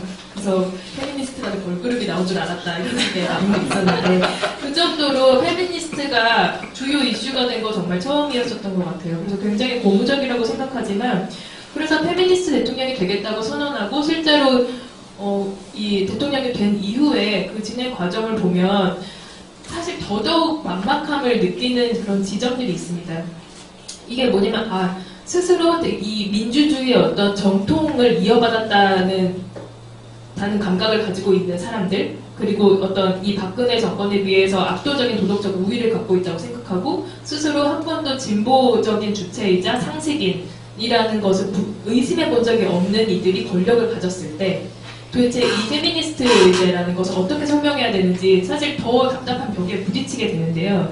예를 들면 그 문재인 후보가 이렇게 행사에 참여했을 때 거기 이제 여성 성소수자가 들어왔을 때 저는 여성이고 성소수자인데 제 인권을 반으로 가릴 수 있습니까? 라고 얘기하면서 포괄적 차별금지법 그 필요성을 주장을 했을 때 그럴 때 이제 나중에 발언하라라는 식으로 문재인 그 후보가 대답을 했었는데요. 사실 그때 되게 많은 그 문재인 지지자들이 왜 너희들 발언권의 순서를 지키지 않고 갑자기 난입을 해서 그렇게 끼어들기를 하냐, 너희야말로 민주주의의 절차를 지키지 않는구나 라면서 반민주주의적인 그런 인자로 몰고 갔었는데 이제 그때 간과했었던 것은 그 자리에 그 페미니스트들이 모이는 그 페미니즘 의제를 논하는 그 자리에 애초에 성소수자들이 초대되지 않았다는 점입니다. 그러니까 아예 그 장이 열려져 있지 않은 상태에서 난입의 형식으로밖에 거기서 발언을 할 수 없었다는 것. 그리고 그 이후에 포괄적 차별금지법은 이 국정 100대 과제에서도 빠지게 됐고요. 그러니까 그런 상황에서 볼 때 과연 페미니스트 대통령이 되겠다는 선언은 그때뿐이었는가? 그럼 이 광장에서 똑같이 시민으로서 목소리를 냈던 이 페미니스트들의 목소리는 그냥 정치인들의 어떤 도구적인 것에 불과했는가라는 그런 생각을 하게 되는 거죠. 그래서 지금 문재인 대통령이 그 여성 비율도 30% 할당제로 향해 간다고 많은 얘기를 했지만 대부분의 정책들이 기존의 그 이성애적인 가부장 중심의 체제를 공고하게 하는 것이 대부분입니다. 그래서 워킹맘이라든지 일하는 여성들을 어떻게 할 것인가라는 그런 아주 이성애적인 역할을 철저하게 수행하는 여성들에게만 혜택을 주고 실제로 비혼 여성이라든지 성소수자들을 배제하는 방식의 그 정책을 거의 양산하고 있고 그거에 대해서 거의 어떤 의심도 하지 않고 있을 때 이 정권은 과연 무엇에 도전하고 있는가? 이 민주주의의 성별과 그 가부장적인 젠더 질서 그 자체에 도전할 의향이 있는가라는 걸 묻게 되는 거죠. 그래서 가장 끔찍하게 생각했던 장면이 그 문재인 후보가 대선에서 그 홍준표 씨가 동성호 반대하냐라고 했을 때 정말 그 공중파 앞에서 반대합니다라고 3번 말했을 때 모두 다 그 경악 금치 못했는데 사실 그건 대통령 후보가 거기서 혐오 발언을 한 것과 똑같았습니다. 게다가 뭐 지금 얘기되고 있는 달레반이라든지 문파들이 물론 그분들의 어떤 문재인 정부 지지자들의 모든 분이라고 이렇게 과대 재현하고 싶지는 않지만 대부분이 그 혐오 논리를 그대로 재생산하는 방식으로 문재인 후보를 대통령을 지지하고 있다는 거죠. 그래서 그때에도 성소수자 의제에 대해서 논하는 사람 혹은 이러이러한 이유 때문에 뭐 심상정 후보나 다른 후보를 지지하겠다고 말하는 사람들에게 무임승차자라는 그런 호명을 했었어요. 결국에 이 정권교체의 수혜는 다 입을 거면서 여기에 이 정권교체의 안락함만 취하고 실질적으로 정권교체에 기여하지 않는다는 의미에서 무임승차자라고 불렀었고 그 당시에 공지영 작가나 되게 여러 분들이 그런 심지어 고소 고발을 남발하는 식의 그런 네거티브 정치에 합류를 하기도 했는데요. 그런 방식의 어떤 팬덤 이상의 어떤 혐오 정치의 논리를 그대로 답습해서 이 정권에 대한 어떤 지지 세력을 강화하는 것 자체에 대한 어떤 자체적인 반성이 있지 않는 한 어떤 사람들에게는 박근혜 정권 때와 달리 별로 나아진 것 없는 그래서 정말 무엇이 적폐인가에 대해서부터 진지하게 다시 고민해야 하는 그런 시기인 것 같습니다. 예. 페미니스트라는 용어를 사용했지만은 그 의미가 이 대통령 후보로서 페미니스트를 뭐라고 생각하는지 그리고 페미니즘의 안에 있는 사람들이 생각하는 페미니스트의 의미가 상당히 다를 수도 있겠구나. 그리고 페미니즘이라는 것이 다양한 형태가 있지만은 또 뭐 공부를 해야 아는 그런 상황이니까 그 당시 문재인 후보가 그런 걸 알았을까? 그냥 양성평등 정도로 이해하는 것은 아닌가? 뭐 보통 사람들이 많은 사람들이 상식적으로 이해하는 여성 문제라는 것은 그냥 양성평등이죠. 그래서 페미니스트 관점에서 무엇을 바라보고 정책을 생각하고 그런 것들을 구현하는 그런 정치적 의지를 갖기보다는 그냥 남성과 여성이 잘 어울려서 살아가는 그런 차원에서의 어떤 문제의 인식이 그것을 페미니스트라고 얘기한 것은 아니었는지 우리가 한번 그 당시 상황들을 지금 얘기를 듣고 나서 그런 생각이 드네요. 그래서 페미니스트라고 했을 때 그 의미가 뭐였는지 나중에 좀 더 그런 여러 감독 분석을 통해서 분석을 할 수 있는 그런 내용이라고 생각이 들고요. 그럼 이어서 권혁수 선생님 말씀해 주시죠. 정말 스님이 말씀하신 양성평등은 양성이 자기 역할 잘하면서 역할 분담하면서 하는 것도 평등이라고 생각할 수도 있어요. 그렇기 때문에 양성평등이라는 말은 좀 모호하죠, 사실은. 그렇게 한다는 경험을 해서 아까 이야기 중에 하나는 첫 번째 제가 배우고 싶은 거는 아까 페미니스트들에게는 왜 이 촛불에 참여하느냐, 광장에 나오냐 질문을 한다. 그 질문 자체가 이제 생뚱맞는데 노동에게는 사실 질문을 하지 않아요. 그게 문제예요, 사실은. 광장에 많은 노동자들이 들어가고 조직노동이 대중노동에 되게 중요한 지분을 차지하는 처음부터 가담했고 아까 제가 말했던 것처럼 촛불 분석에서 3만에서 30만이 되고 100만이 될 때 조직노동이 더 조직적으로 참여하게 됐던 것이 있었음에도 불구하고 사실은 광장의 노동은 제대로 없었어요, 사실은.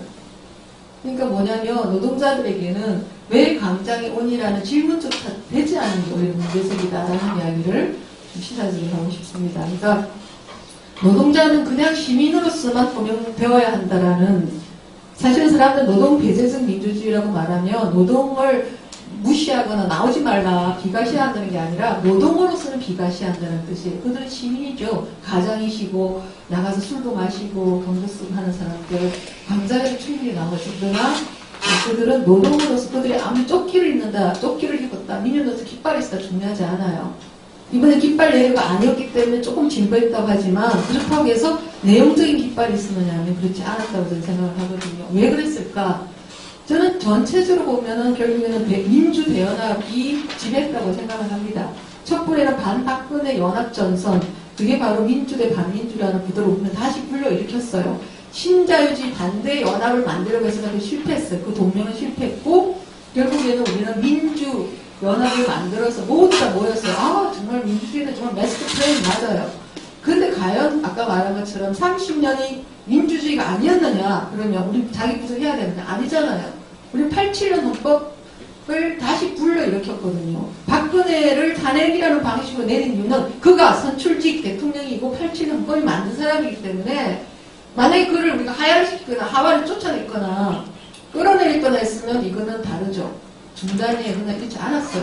그래서 우리는 타협적이었어요, 사실은. 그 점을 말하고 싶고. 그래서 결국 반박근혜 전선으로 모였기 때문에 어쩌면 가능했다라고 말할 수도 있지만 또 한편은 그것이 이거 촛불의 거품도 있는 거죠. 궁중족발이라고 들어보셨어요? 최근에 보면 선촌에 저 시장 안통으로 들어가면 궁중족발이 쪽발집안이 있습니다. 경복궁에서는 항상 제가 아까 말했던 2015년부터 박근혜 TV를 가장 먼저 걸었던 투쟁사업자 동투쟁이가 맨날 가서 족발 먹는 맨날은 아니죠. 저도 몇 번 초대받아 갔어요. 그 길을 촛불 이후에 여러 가지 양상들 중에 하나인데 그 집주인장께서 300만 원에 그 서촌이가 개발되는 그 틈거리에 뭐 푸친되는데 그러니까 집이 300만 원의 월세를 받던 사람이 1200만 원의 월세를 4배를 인상을 해달라고 하고 통장 번호도 안 가르쳐주면서 결국 쫓아낼 마음이었던 거죠. 그러다가 주인장께서 뒷다리 데리고 오고 뭐 이렇게 법적이고 법적으로 하죠. 그랬을 때 그 사람이 이제 안 돼 하다가 손가락을 4개를 잘렸어요. 지금 병원에 있습니다. 근데 그 사람이 그 건물주가 이일규라는 자인데 이 사람이 되게 흥미로운 아주 부자가 아니에요. 건물이 몇 채 하나 있어요. 대출 받아서 건물 사고 요즘에 그 있잖아요. 부동산 투자해서 상가 건물 가지고 있는 사람들 중에 하나예요. 그 사람이 뭐라고 그러냐면 페이스북 보세요. 그 사람 촛불이에요. 내가 이러려고 촛불 들었나. 그들이 맨날 맘상모험이 하는 사람이 하는 이야기가 촛불이 만들어낸 문재인 대통령 하면서 저러고 있다. 법을 무시한다. 이게 법은 뭐냐면 사적 소유, 재산권 뭐 이런 거잖아요. 그러니까 촛불을 던 사람도 되게 다양했어요. 이게 지금 현재 보이는 촛불의 이질성이고 다양함이고 복합적인 성격인데 우리는 제가 계속 강조하지만 광장은 광장일 뿐입니다. 광장에서 많은 사람이 나왔는데 나오게 만든 동인도 있지만 그 동인은 동시에 자기 한계로 작동을 하는데 제가 그러면 뭐 맨날 똑같은 이야기 아닙니까? 라는데 제가 말하고 싶은 건 그 자기 한계를 뛰어넘는 적어도 알았어야 한다. 그것이 양날의 칼이라는 사실을 그리고 그것을 분명히 운동의 지도는 사실은 그런 것들을 돌파해 나가는 것들을 깔아 나갔어야 된다고 생각해요.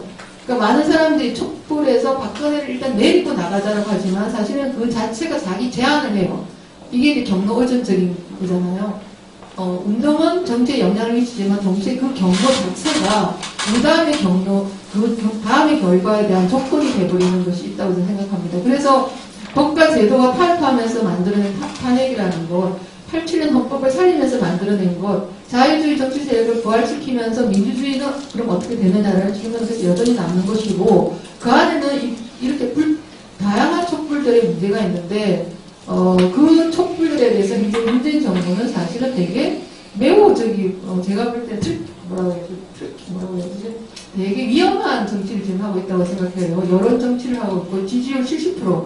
저는 지지율 70%라는 게 얼마나 힘이 있을까 생각을 볼 필요가 있다고 보고 사실 문재인 정부도 전 그걸 알고 있다고 봐요. 되게 위험하게 가고 있는 중인데 그런 점에서 이 안에 70% 지지율에는 꽤 우리나라의 70%가 진보적일 수 있어요? 불가능하잖아요. 그죠? 그러니까 70%다 안고 간다는 세상은 불가능하다고 언젠가는 깨진단 말이죠. 근데 문제는 이제 문재인 정부는 그러지만 적어도 촛불의 운동 그것이 뭐 혁명이라고까지 말하려고 하고 세상을 바꾸는 촛불이라고 말한다면 그 안에 이질적인 복합적인 것들 가운데서 세상을 바꿀 수 있는 씨, 불씨 나가서 그 에너지를 모험케 하는 거. 지금 사실 어떻게 그 에너지를 계속 모험케 나갑니까? 아까 제가 말한 사이클릭하다라고 했는데 하나 프로테스트 사이클인데 언젠가 끝나요 모든 사회운동은.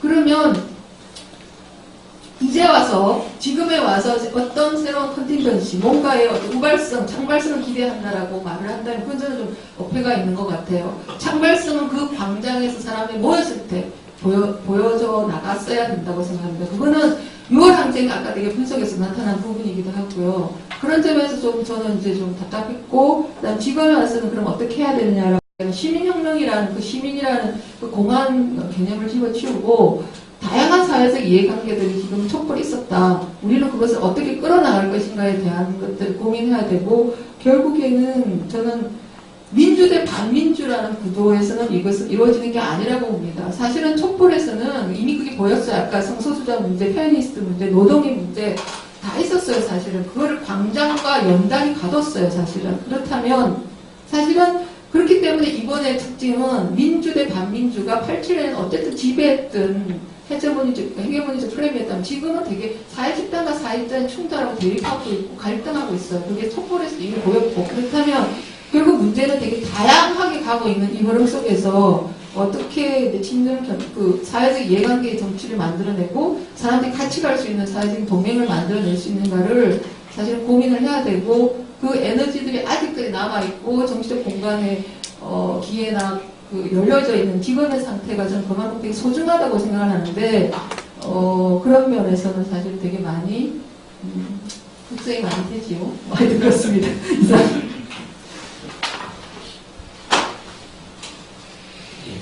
참 2시간 동안 고생 많이들 하십니다. 그래서 잠기는 의미에서 한번 질문을 하나 드려볼게요.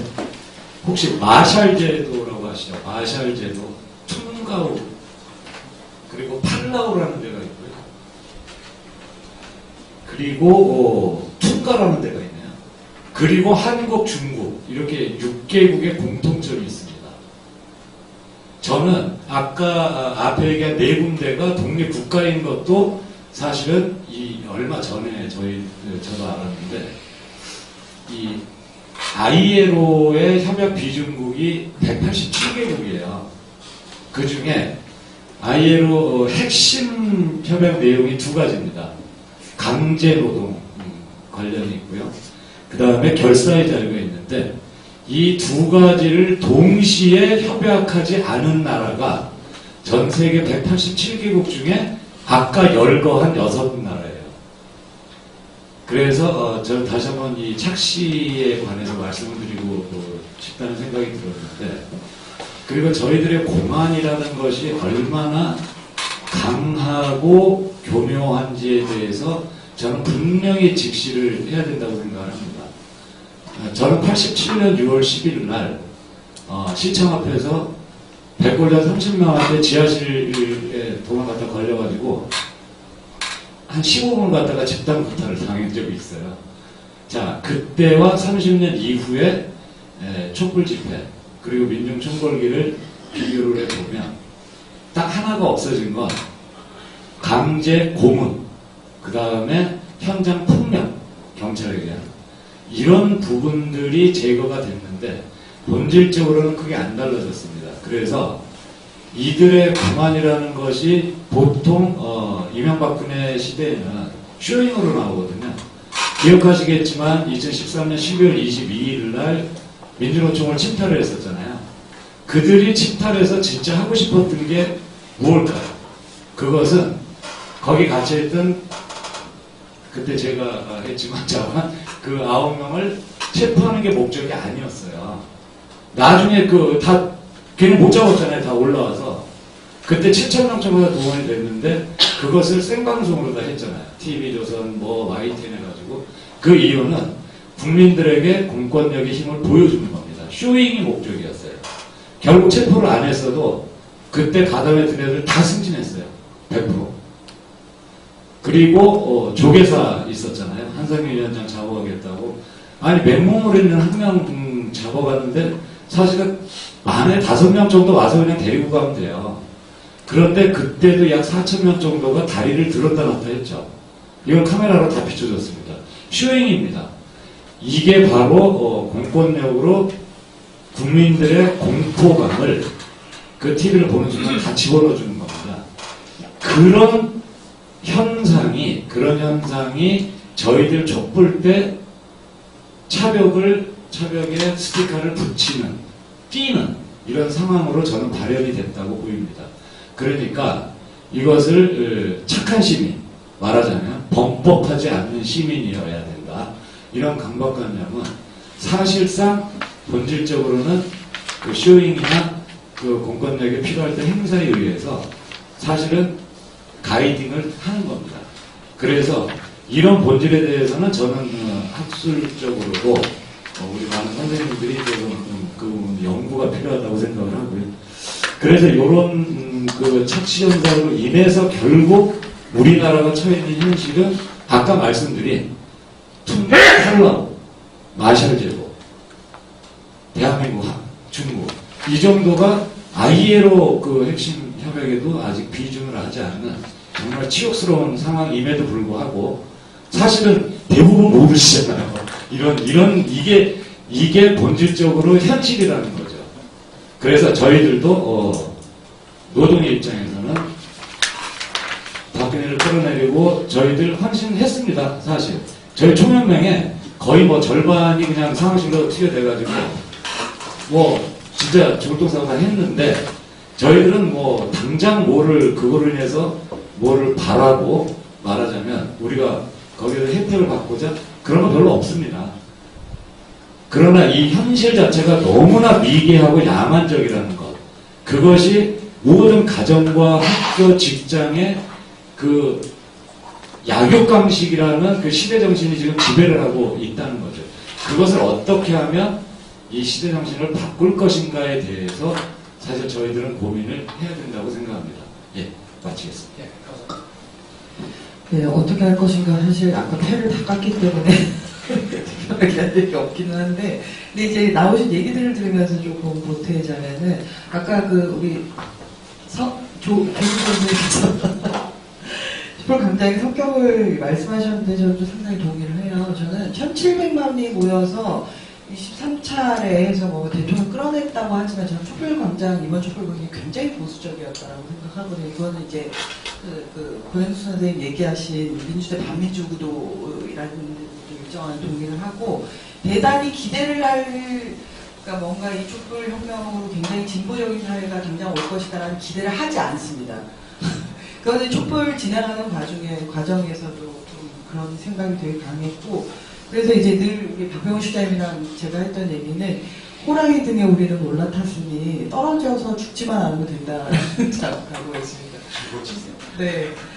지금 떨어지는 순간 우리는 죽는 거기 때문에 잘 버티고 살아남아야 된다는 게 이제 계속 했던 얘기인데, 그게 이제 어마어마하게 큰 호랑이 등에 탔는데 이 호랑이가 어디로 갈지는 모르겠다는 감각이었습니다.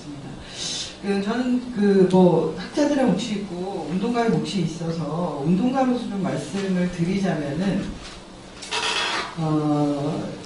말씀드릴 때 이제 더 많은 민주주의는 가능한가라는 고민으로 이제 촛불 혁명에 동참을 하게 됐던 건데요.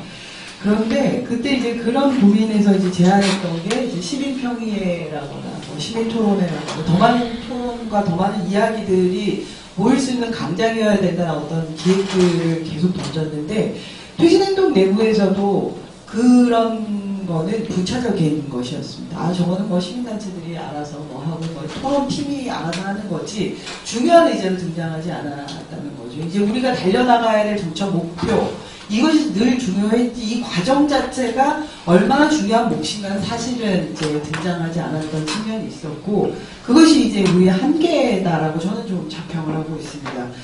뭐 권영수 선생님이 광장과 연단이 그걸 가뒀다 그러는데, 솔직히 말씀을 드리면요, 광장은 당연히 보수적인 광장이었기 때문에 더 나갈 수 없었다는 건데, 이제 연단의 문제를 말씀드리자면은 저는 광장처럼 사회운동도 사실 실력이 안 됐다라고 생각합니다. 그거는 주도할 것이냐 주체할 것인가라고 했을 때 주도할 능력이 안 됐다고 좀 냉정히 판단을 해요. 우리는 집회의 주체자였지 항쟁의 주도자가 아니라는 게, 주제 파악을 하고 이거 광장을 대해야지 설핏 우리가 이것을 주도해 나가면 이거는 그야말로 호랑이 등에서 떨어지는 사단이 벌어질 수 있다라는 것이었고, 왜 주도하고 싶지 않았겠습니까? 좀 더 진보적이게 좀 더 많은 요구들 이후까지 보면서 가고 싶지 않았겠습니까? 그러나 이제 말씀드리면 저는 실력이 없었고 지금도 여전히 저는 실력이 없다고 좀 생각을 합니다. 87년 이후 달라지지 않았다라는 말씀을 계속 하시는데 이 관점도 누가 변화를 주도할 것인가에 따라 좀 다르다고 생각합니다. 87년 이후에 달라졌죠. 고문을 하지 않았다? 이거 굉장히 큰 변화예요. 저는 87년 한참 이후라고 해도 죄송해요. 90년, 네, 죄송해요. 90년 초반에 되는 건데요. 90년 초반에 이제 20살이었는데, 그때를 기억하면, 87년 이전과 전혀 다른 모든 민주주의 혜택을 받았죠.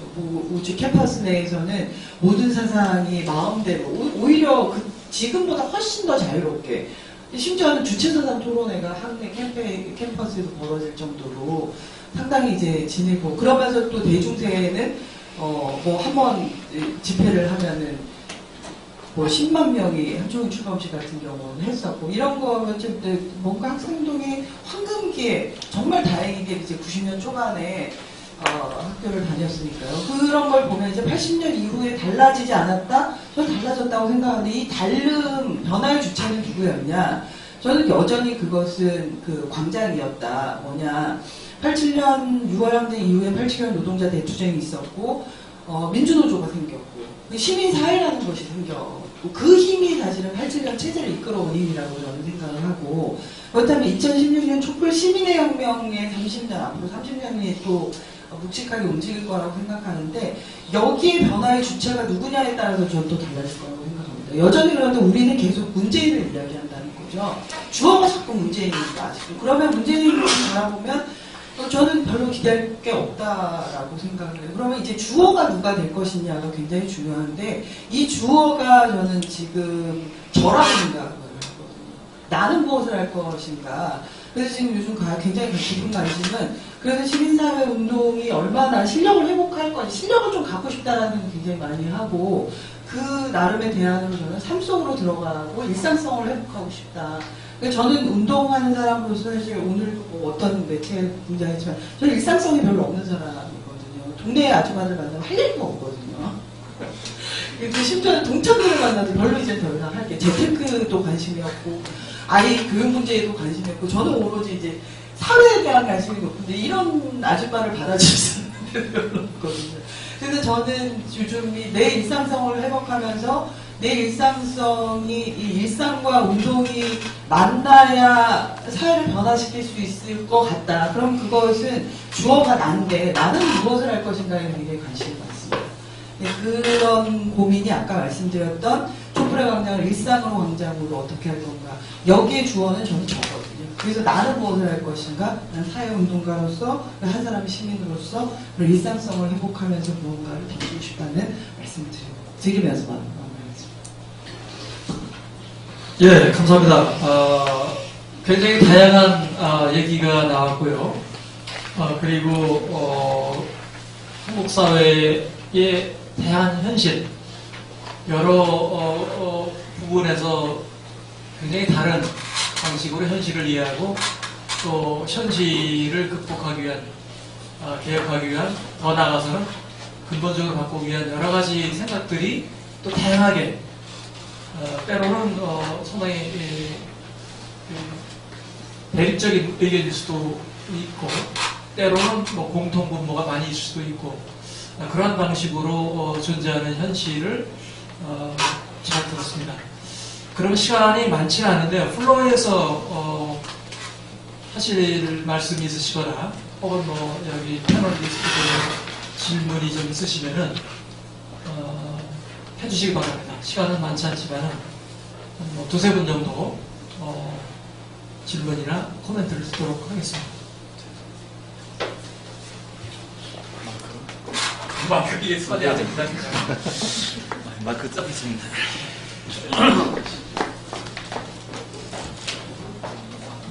저도 많은 생각들이 정리돼서 질문이 제가 토론을 할지 모르겠습니다만, 먼저 자기소개를 간단히. 경북대 사회학과 이동진입니다. 네, 저는 대구 촛불 집회에 대해서 좀 관심이 있어가지고 좀 간단한 글을 써보고 있습니다만, 그래서 오늘 토론에서는 이제 주로 이제 두 가지만 좀 의견 듣고 하나는 이제 시민사회와 이제 정치사회 관계인데 87년 체제를 이야기할 때 정확하게 10년 주기로 지금 정권이 바뀌고 있거든요. 97년에 정권이 바뀌었고 2017년에 정권이 바뀌었는데 이게 이제 대만도 좀 그런 경우가 비슷합니다. 한국과 대만이 좀 비슷한 주기로 필리핀도 있습니다만 필리핀은 조금 좀 지그재그하는 것 같고 어쨌든 한국의 이런 정권 교체가 이루어지는 이런 패턴이 좀 중요하다 그런 생각이 들고 97년에 우리가 정권 교체가 힘들게 이루어졌죠. 말하자면 10년 동안 보수 집권이 민주화 이후에 큰 것은 물론 IMF 때문에 그렇습니다만 근데 이제 2017년은 물론 2007년도 사실 게임이 안 될 정도로 20년 단위에서 패배했죠. 그 다음에 이제 2017년인데 이제 2017년 같은 경우는 이제 물론 윤곽도 많이 잘못했습니다만 특히 이제 박근혜 같은 경우에 말도 안 되는 국정화도 있고 굉장히 이상한 일들이 많이 벌어지지 않았습니까? 근데 그런 것들이 계속 촛불이 들어오기 전까지 정권이 결실한다고 생각을 못했던 이유가 어떤 콘크리트 지지층이라고 하는 또 뭔가 이제 이 정치 지형에서 진보가 보수를 갖다 정면에서 이기는 좀 힘들지 않은가 하는 그런 것들이 있었는데 사실은 이제 그런 것이 아니라 저는 촛불 합류라고 생각합니다. 그러니까 다양한 세월호부터 시작해서 국정화, 강남전, 의혹 이런 모든 사건들이 이런 어떤 사건들이 이제 교육했던 측면, 공감하는 측면 이런 것들이 모여서 촛불로 바꾸면 백남기 대표적인 그런 하나의 합류라고 생각되고요. 그런 점에서 이제 촛불 보수지다 그랬지만 어떻게 보면 우리 정치 지형이 너무 보수적인 요소가 있죠. 그럼에도 불구하고 촛불을 일으켰던 어떤 한국의 어떤 보수들의 어떤 또 약점, 보수 잘했으면 또 모르겠습니다. 그 상대적인 거기 때문에 우리 촛불의 한계는 있지만 또 촛불이 보수와 진보 간의 관계에서 또 보수도 똑같아지고 보수와 진보가 같이 이렇게 우리가 하나의 게임상이 있기 때문에 그러니까 보수가 발전 못하면 진보가 발전 못한다는 말이지 않습니까? 그런 우리 정치에 어떤 지형이 있다고 생각이 들고요. 그런 의미에서 이상한 말입니다만 태극기 집회가 사실 촛불 집회를 이야기할 때 특정하지 않는 것도 이상합니다.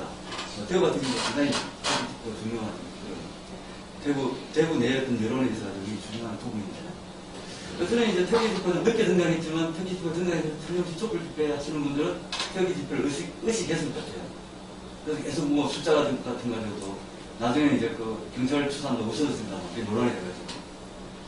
그래서 이제 태극기 집회 같은 경우도 어떻게 보면 이제 이걸 여기서 길게 할 수는 없겠습니다. 어쨌든 간에 태극기 집회가 또 촛불 집회한테 어떤 미쳤던 영향이라든지 촛불 집회 주최 측에서 그것도 어떤 식으로 평가하시는지 그것만 질문하겠습니다.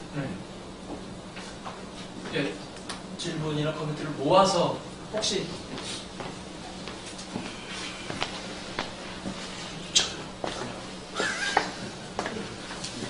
멀리서 올라오셨습니다.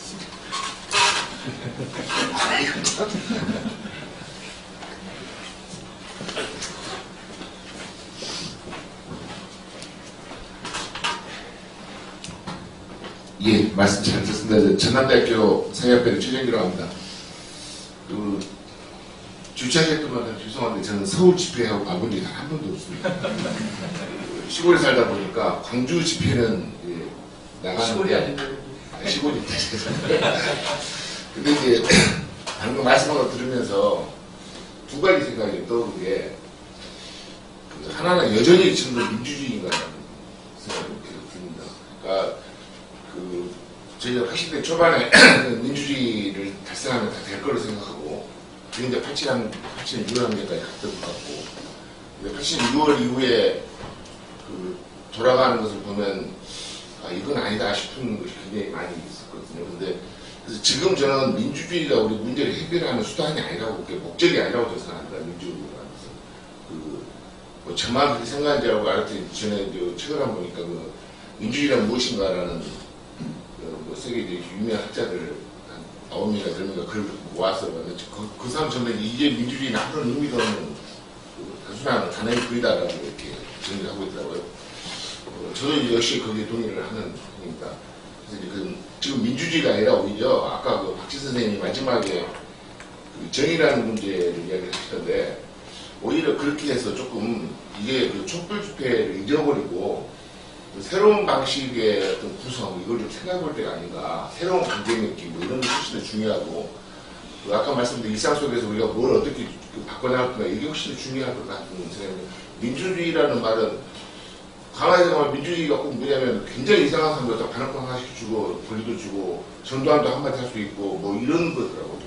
그건 사실 아무것도 아닌 것 같아요. 저는. 두 번째 자꾸 드는 생각이 왜 우리는 운동이 계속 진행되는데 그 운동을 하면 할수록 합리적이고 이성적으로 행동해야 된다는 강압이 있는지 그게 좀 궁금하더라고요.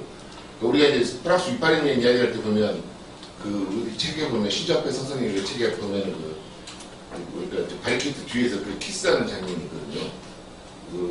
이제 어찌 보면 욕망을 풀어놓는다라는 의미인 것 같은데 우리는 이제 운동하는 사람들끼리 연애하면 굉장히 나쁜 놈치고 나왔거든요. 사실 그 당시에 예전에. 근데 이제 그 비슷한 걸로 지금 요즘 운동을 계속 하면 할수록 조금 불손한 것, 불온한 것 이런 짓을 못하게 평화중심적이고 아까쯤에 우리 조은서 선생님도 이야기하셨나요? 아니면 김정환 선생님이 이게 그냥 좀 뭔가 우리가 좀 도덕적이어야 되고 굉장히 모범적인 사람이 많이 그거 가서 운동하는 것처럼. 그래서 예전에 보면 광주에서 5월 집회 있을 때 국회의원들이 와서 술집 가서 술 먹은 적 있어요. 무슨 눈사람 같은 비스코로 가서 뭐 눈사람 같은 게 잘했다는 건 아닌데 그러니까 그때 막 서울에 그다음에 조선일보 중앙 이런 데서 어떻게 5.18 집회에서 술을 먹냐고 이렇게 난리치더라고요. 저 굉장히 이상했어요. 저는 5.18 때마다 술 먹거든요. 그러니까 아니 한국사에서 그런 제사집을 가서 운동하는 것은 자기나 문화고 그때 술 안 먹으면 뭐 할 거니까 사실 술 먹으면서 막 털어놓는 게 또 있는 건데 그냥 자꾸 그렇게 만들어가는 것이 있는 것 같아요. 그러니까 지금도 촛불 집회를 하면서도 이것은 또 이상한 이야기입니다만은 민주노총이나 이런 데서 행사를 주도하기 시작하면 더 강해져요. 차라리 자연 발생적으로 놔둬버리면 그렇지 않는데 광주에서 촛불 지금 광우병 촛불 집회 제가 갔었습니다. 근데 거기도 그런 말 하더라고요. 운동권이 들어와서 행사를 주도하기 시작한 순간부터 표어나 이런 것들이 굉장히 일률적으로 변해간다고 행동도 그렇고. 근데 자연 발생적 상태로 놔두면 막 풀어진다고요. 그것이. 그렇게 하는 거 오히려 아닌가라는 생각이 자꾸 들어요. 그래서 방금 하나는 민주주의라는 데서 여전히 기대를 해야 되냐? 아닌 것 같다. 정의 문제를 좀 생각하고 새로운 어떤 구성이 필요한 것 같다 보고 두 번째는 좀 이렇게 좀 운동할 때만큼이라도 좀 자유롭자. 학교 다니면서도 좀 얌전하라고 그렇게 말 많이 들었는데 운동할 때까지 우리 얌전할 필요가 없습니다. 생각이 듭니다. 예, 이상입니다.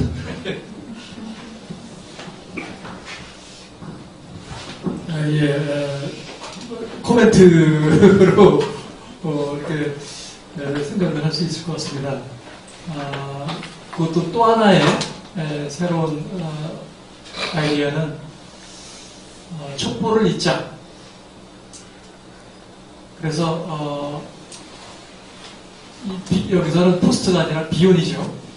촛불 이후에 라는 상상력이 필요하고 그리고 그런 것들은 어떻게 구현이 될지는 굉장히 여기에 참여하신 패널리스트 6분께서도 생각이 좀 다른 부분이 있었던 것 같은데요. 그래서 그런 부분들을 고민하는 그런 것이 필요하지 않겠는가라는 말씀을 하신 것 같습니다. 그리고 이 특기의 부대하고 촛불 그는 어떻게 보면 민주와 반민주일 수도 있고 부분적으로는 진보와 보수일 수도 있고 여러 가지 대립적인 그런 추측이 가능할 것 같은데 그것이 분리가 되어 있는 것이 아니고 상당 부분 여러 가지 상호작용하는 것 아니냐 이것도 굉장히 중요한 것 같습니다. 왜냐하면 대체적으로 87년 이후의 선거에서 우리나라에서 대통령이 당선되는 그 정당은 전부 반사이익으로 대통령이 됐어요. 잘해서 된 것이 아니라 상대방이 못해서 대통령이 되는, 그것이 상당히 비극이죠. 굉장히 후보가 그 당이 뭘 잘해서 대통령이 되는 것이 아니고 집권하는 것이 아니고 상대방 당이 상대방 후보가 못해서. 그래서 결국은 97년 경제 위기도 겪었고 그 이후에 여러 가지 변화를 통해서도 정말로 잘하는 후보가 정치의 권력을 행사하는 것이 아니라 어부지리로 상대방이 못해서 노태우도 그런 거였죠. 그리고 김대중 대통령도 그 당시 이 여권 후보가 분열이 되면서 그런 혜택을 받았었고, 그리고 노무현 대통령도 사실 대통령이 될 거라고는 생각을 못해서 별로 준비를 안 했죠. 그래서 얼떨결에 대통령이 되보니까 갑자기 할 일이 많은 거예요. 그래서 허둥지둥 이렇게 하다가 저렇게 하다가 결국은 아무것도 못하는 그런 상황이 됐었고, 그리고 이명박 정권의 탄생도 사실은 노무현 정권이 실패를 하면서 반사이익으로 된 거죠. 그리고 박근혜의 등장은 좀 이상한 뭐 국정원이나 이런 데 여러 가지 뭐 배우 조작이라든가 뭐 여러 가지 그런 방식으로 해서 그것도 겨우 이기는 게임을 했는데, 전체적으로 지난 민주화 이후의 30년 정치 과정을 보면은 사실은 잘해서 뭘 한 것이 아니라 상대방이 못해서 별로 능력이 없는 정당이나 후보들이 권력을 장악하는, 그러다 보니까 계속해서 이런 악순환이 반복이 되는 그런 상황이 지속이 되고 있습니다. 근데 그런 것이 우리만 그런 것이 아니라 대만도 지금 똑같습니다. 대만도 지금 민주당에 집권했는데, 그리고 대만은 박근혜와는 다른 여성 대통령이